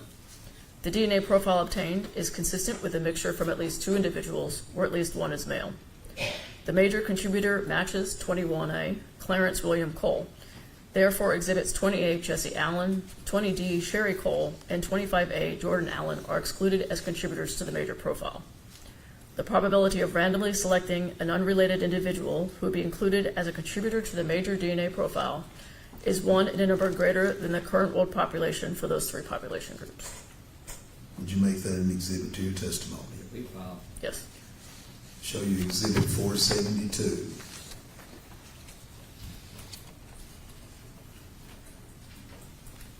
Can you identify that image? Yes, this is unique laboratory number and 24A, which are pants and belt from Clarence William Cole. Would you make that an exhibit to your testimony? Yes. Be filed. Show you Exhibit 472, paren 1. These are the pair of pants and the belt. My unique laboratory number is up there. Please tell the members of the jury what your findings were as it relates to that pair of pants. There's a few on the pants as well. The first one is back right pant leg. So this one down here on the back portion of his right pant leg. Presumptive chemical testing indicated the presence of blood. Presumptive immunological testing indicated the presence of human hemoglobin, a component of human blood. The DNA profile obtained matches Exhibit 28, Jesse Allen. Therefore, Exhibits 20D, Sherry Cole, 21A, Clarence William Cole, and 25A, Jordan Allen, are excluded to the profile. The probability of randomly selecting an unrelated individual who would be included as a contributor of the DNA profile is 1 in a number greater than the current world population for those 3 groups. And where did you say that blood was in relationship to the paints? Where is it located? Bottom right back of the leg. Bottom right back. Yeah. Number 2, front left thigh is up here. So now we're back. We're to the front and in the thigh area. Presumptive chemical testing indicated the presence of blood. Presumptive immunological testing indicated the presence of human hemoglobin, a component of human blood. The DNA profile obtained matches Exhibit 21A, Clarence William Cole. Therefore, Exhibits 20A, Jesse Allen, 20D, Sherry Cole, and 25A, Jordan Allen, are excluded as contributors to the profile. The probability of randomly selecting an unrelated individual who would be included as a contributor to the DNA profile is 1 in a number greater than the current world population for those 3 groups. And the last spot on this one is the back pants of the left leg. Presumptive chemical testing indicated the presence of blood. Presumptive immunological testing for the presence of human hemoglobin was not performed due to a limited sample. The DNA profile obtained is consistent with a mixture from at least 2 individuals, where at least 1 is male. The major contributor matches 20A, Jesse Allen. Therefore, Exhibits 20D, Sherry Cole, 21A, Clarence William Cole, and 25A, Jordan Allen, are excluded as contributors to the major profile. The probability of randomly selecting an unrelated individual who would be included as a contributor to the major DNA profile is 1 in a number greater than the current world population for those 3 groups. I also ended up testing the belt on the outside of the belt. Presumptive chemical testing indicated the presence of blood. Presumptive immunological testing for the presence of human hemoglobin, a component of human blood, was not performed due to a limited sample. The DNA profile obtained is consistent with a mixture from at least 3 individuals, where at least 1 is male. Due to the complexity of the mixture, the profile is inconclusive for comparison. Would you make that an exhibit to your testimony? Yes. That'd be fine. I'm going to ask you now, please, to look at Exhibit 365.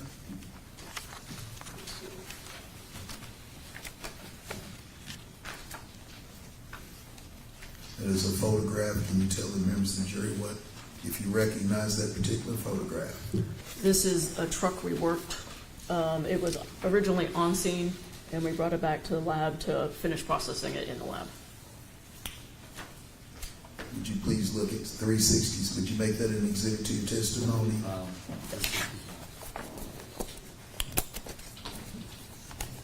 366.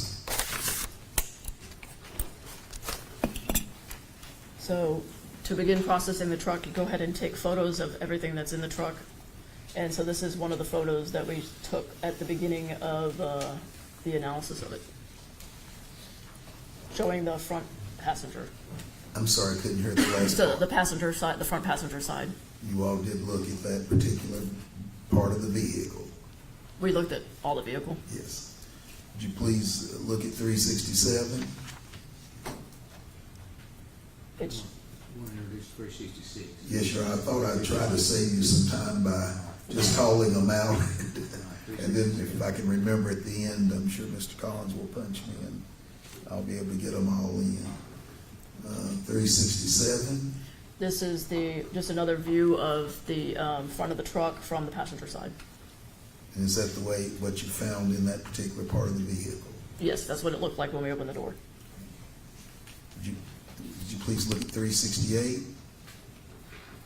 This is a picture of the foot area of the passenger front of the truck.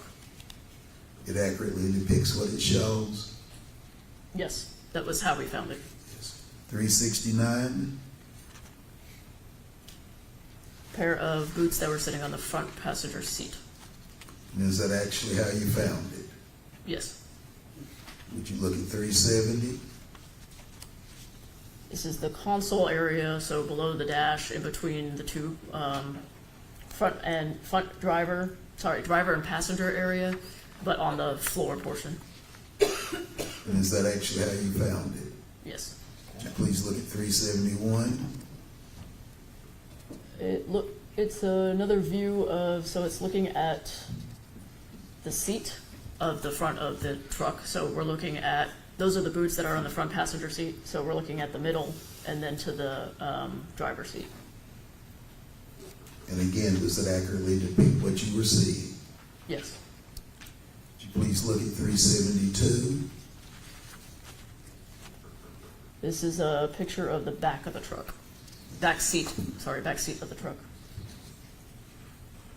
Exhibit 373. So this was what we'll start taking, after we take in original photos, we'll start taking items out of the vehicle and putting them on butcher paper, where we'll label the butcher paper and then take pictures and write down what is found. So this is what was found in the passenger visor area of the car. 374, This was the console that you saw on the lower portion of the, in between the two seats. This is what was that, and then the top portion on the seat. So like what would be in the whole console portion. 375, This is what was found on the front seat, so the boots, and then what was in the wheel well of the passenger seat. 376, What was found in the glove box of the vehicle. 377, So this was found in the driver front area, which would include the seat and his wheel. 378, This was what was found behind the driver's seat in the second back portion of the vehicle. 379, Just another view of the same stuff, make sure we get pictures of all of it. 380, Still looking, I think, still same picture, just getting all of what was in the back portion of the driver rear. 381, So this is what was found behind the passenger side in the rear portion of the seat. 382, More pictures of passenger rear, get all the items listed, 383, and then probably the final photo of the passenger rear.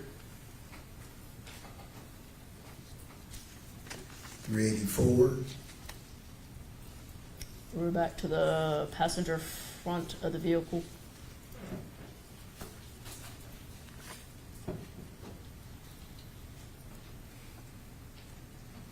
would you please look at 385,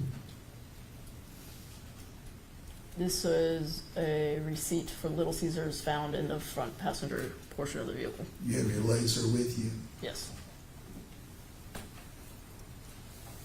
Does it show a time? I see Sunday, April 24th, 2022 at 9:25 p.m.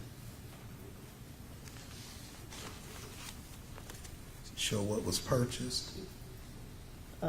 Stuffed crust cheese pizza. I don't know what an extra most bestest is. Would you make that an exhibit to your testimony? I'd like to show Let you. all these be filed. Yes, Your Honor. 365 through 381. I'd like to show you exhibit 467.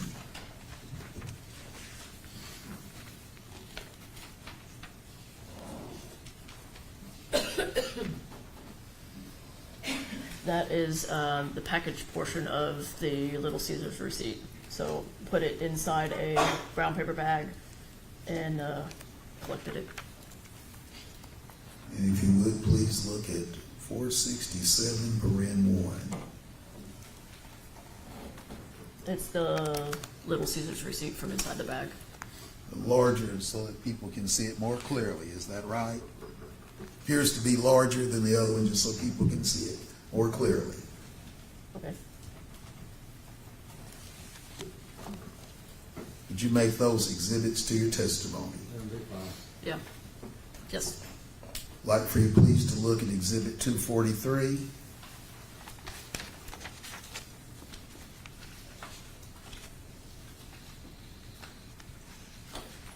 Please tell the members of the jury how this would relate and explain your testimony.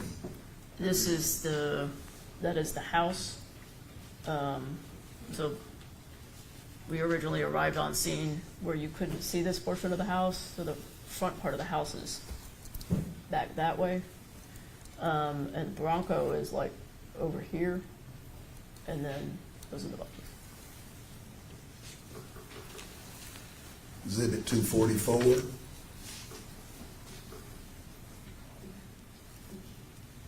It looks like a smoke cigarette butt we marked as item 1.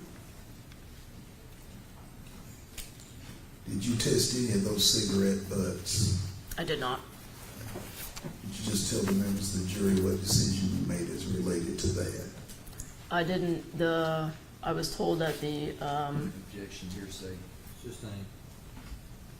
sorry. What did you base, you can't tell what anybody else said. What Okay. did you base your decision on? I based on the decision on,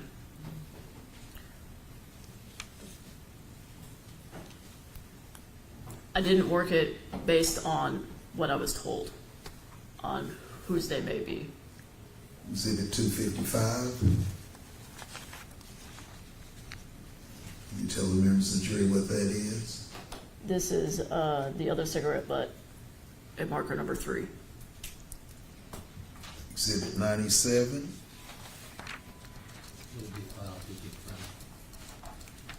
Your Honor, I was going to try to do this the way we did the others. If you, can you, What was the last one, 297? no, it was just 97. 97.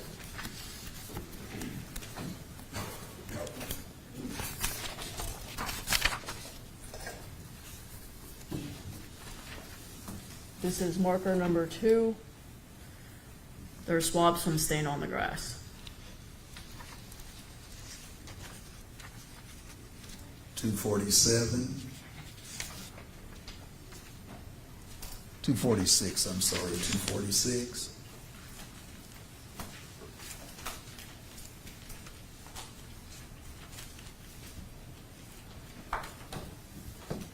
This is a close-up of the swabs, sorry, this is a close-up from the stain on the grass that we swabbed for testing. And these are those areas that you've already testified about the results. That's Is that correct, Agent Lowe? That is correct. 247. Another view of marker 2. 245. You can tell the members of the jury what you're seeing. So this is, they're all stains from grass. So this is marker 2, marker 8, and marker 9. There's the house and the Broncos down here. Exhibit 248. This is marker 8, so it's a close-up of the stains on the grass. 249. Oh. Hang on, 8. Still says swab, so the stain's down here. It's just a fuzzy view, but the stain is down in this area. 250. Another stain on grass, it's in this vicinity. 251. The stain on the grass, close up. 252. More stain on the grass for exhibit 9. 253. Close up of the staining on the grass. And up in here. 254. So this is the 3 is the cigarette butt. 10 is more staining in this vicinity. 256. So there's a staining right in here. Look close up. 257. The staining. Close up of the staining. 297.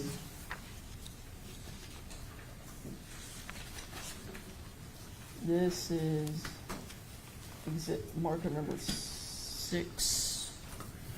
So this is a large stain in the grass near the vice grips and a rock near the Bronco. And again, this relates to what you've already testified to about, shows where it was found, but you've already testified to about the results. That's correct. 298.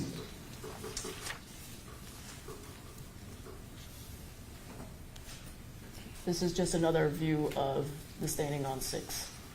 299. Those are the vice grips that were found next to the large staining. 301. This is just showing a relation of where 6 is in relation to the Bronco. 303, 7. So 7 are staying in wheel and lower car body and staying on the muffler. So it's going to be up in this area. 306, Up in here, and then down in here, and up in here. again, all these accurately reflect what you were seeing. All of these accurately reflect what you were seeing. Yes. 307, Close up of what was spotted on the under side of the Bronco. 309, 309. It's 20 and 11. So 11, this is the stain on the ground on 11, and then 20 is a stain on the tire. So there's a stain on the tire over here in this vicinity. 295,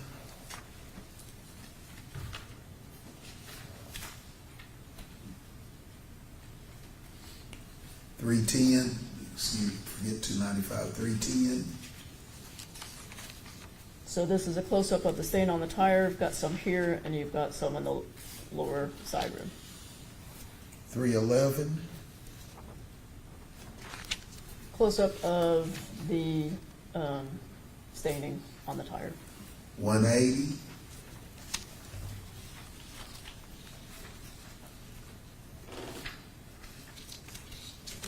We're now in the house. So this is the kitchen portion of the house, and this is marker 13. So that's the RBS that I tested and spoke of the results earlier. 181, So close-up of the RBS in the house on the kitchen cabinet. 182, Even closer shot. 183, So this is the living room in the house. Exhibit 14 and 15 are the staining on the couch. 184, So 14 is in this area. 15 is, I think, is on the back side of the couch somewhere. 185, So staining on the couch for 14. I read the results earlier on the couch. 186, Close up. 187,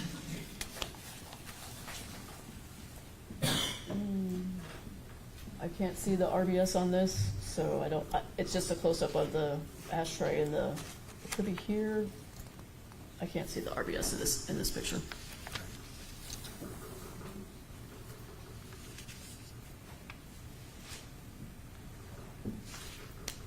$188,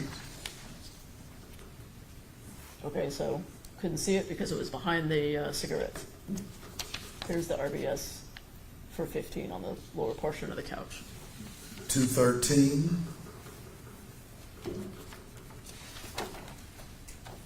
So this is up the back side of the couch. It's probably right here.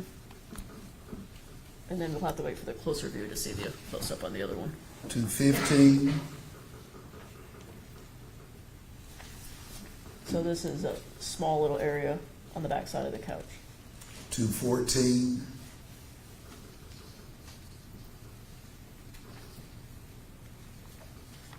I can't really see it on that one, but they should be above. They should be above where the tape line is, so they're in this vicinity. 216, So, it's in this little area right here. 217, It's probably right that tiny little spot over there. 218, Yep. So it's that tiny little RBS staining right there. 219,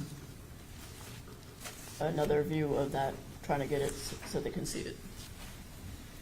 would ask you please to look at 330.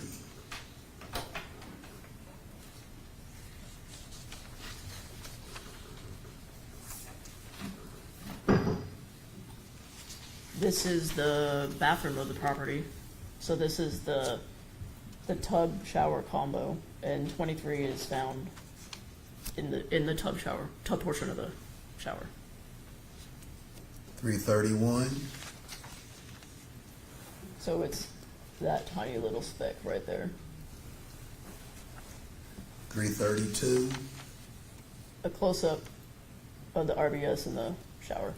I believe that that was a relative match for Jesse Allen.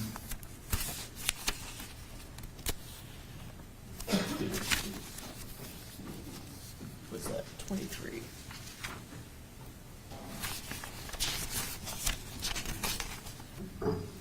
That was matches for Jesse Allen. 289,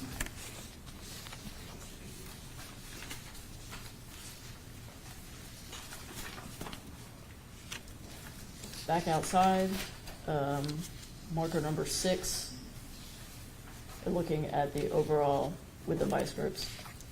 209,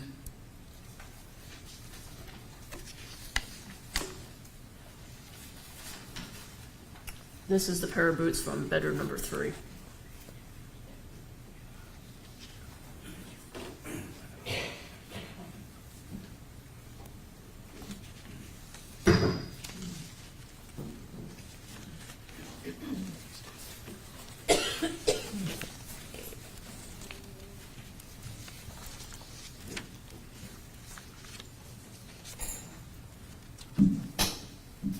Exhibit 328,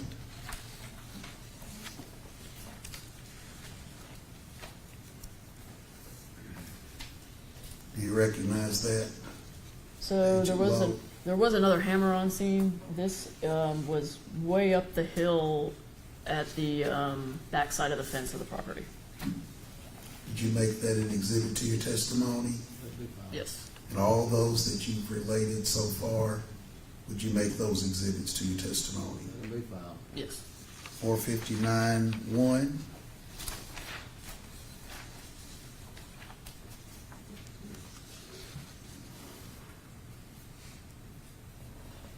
That was the hammer that you just saw packaged in the box.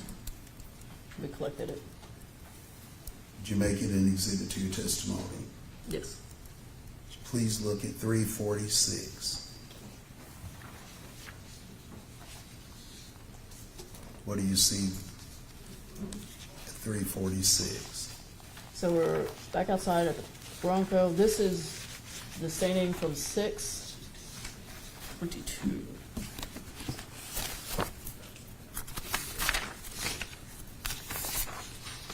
Twenty 22 is the screwdriver that's under the Bronco, so there's a screwdriver here.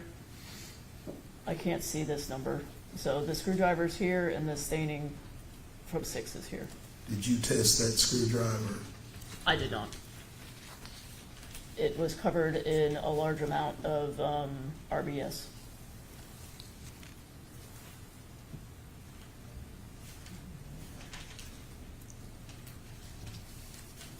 .348.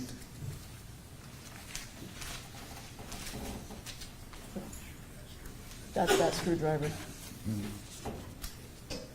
From what I remembered, it had one. The hammer that I just showed you, did you test it? Sorry, what? The hammer that we had talked about just a few seconds ago, did you test that hammer that was up on top of the hill? No, I did not. I'd like to show you, please, 460.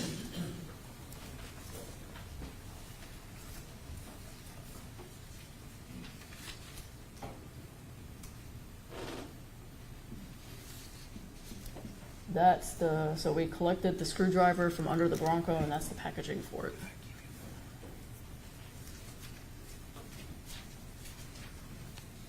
And it was located near the Bronco, It was under the Bronco. and you said it was covered. You didn't test it because of what? I thought, from what I remember, it was covered in blood. But I thought, if I tried to test it, I would only get the blood portion of the DNA and not somebody who may have touched it.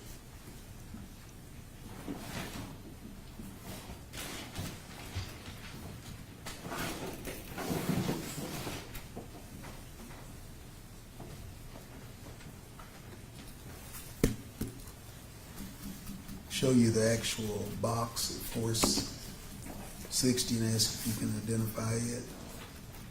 So this is that box, the marker number 22, the unique laboratory number, and then the exhibit number. You said you did not test that screwdriver. I did not. I'd ask you please to look at 338. We're gonna be stopping here in a couple of minutes, so just, I I'm don't know how long you're gonna go. right here, Your Honor. Okay. I'll speed it up just a little bit. I think we've got the rules down, and if I can just say it at the end of 338. You recognize that item? That is the hammer from bedroom number 3. Let me look here real quick, Your Honor.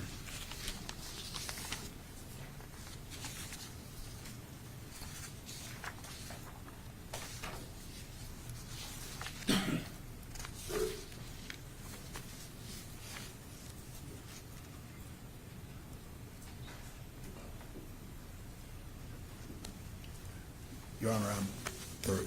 You through? Yes, Your Honor. Okay. All right, we're gonna stop for the day, and, Agent Lowe, you'll have to come back tomorrow morning at 9 o'clock. 9 o'clock? You'll be right up first for cross-examination. Okay, so be here by 9 o'clock, we'll try to start right at 9, or maybe a little before, if everybody's in the courtroom ready. So, you know the rules, don't research the case, don't go by the scene, don't talk to anybody about it, just go home and rest.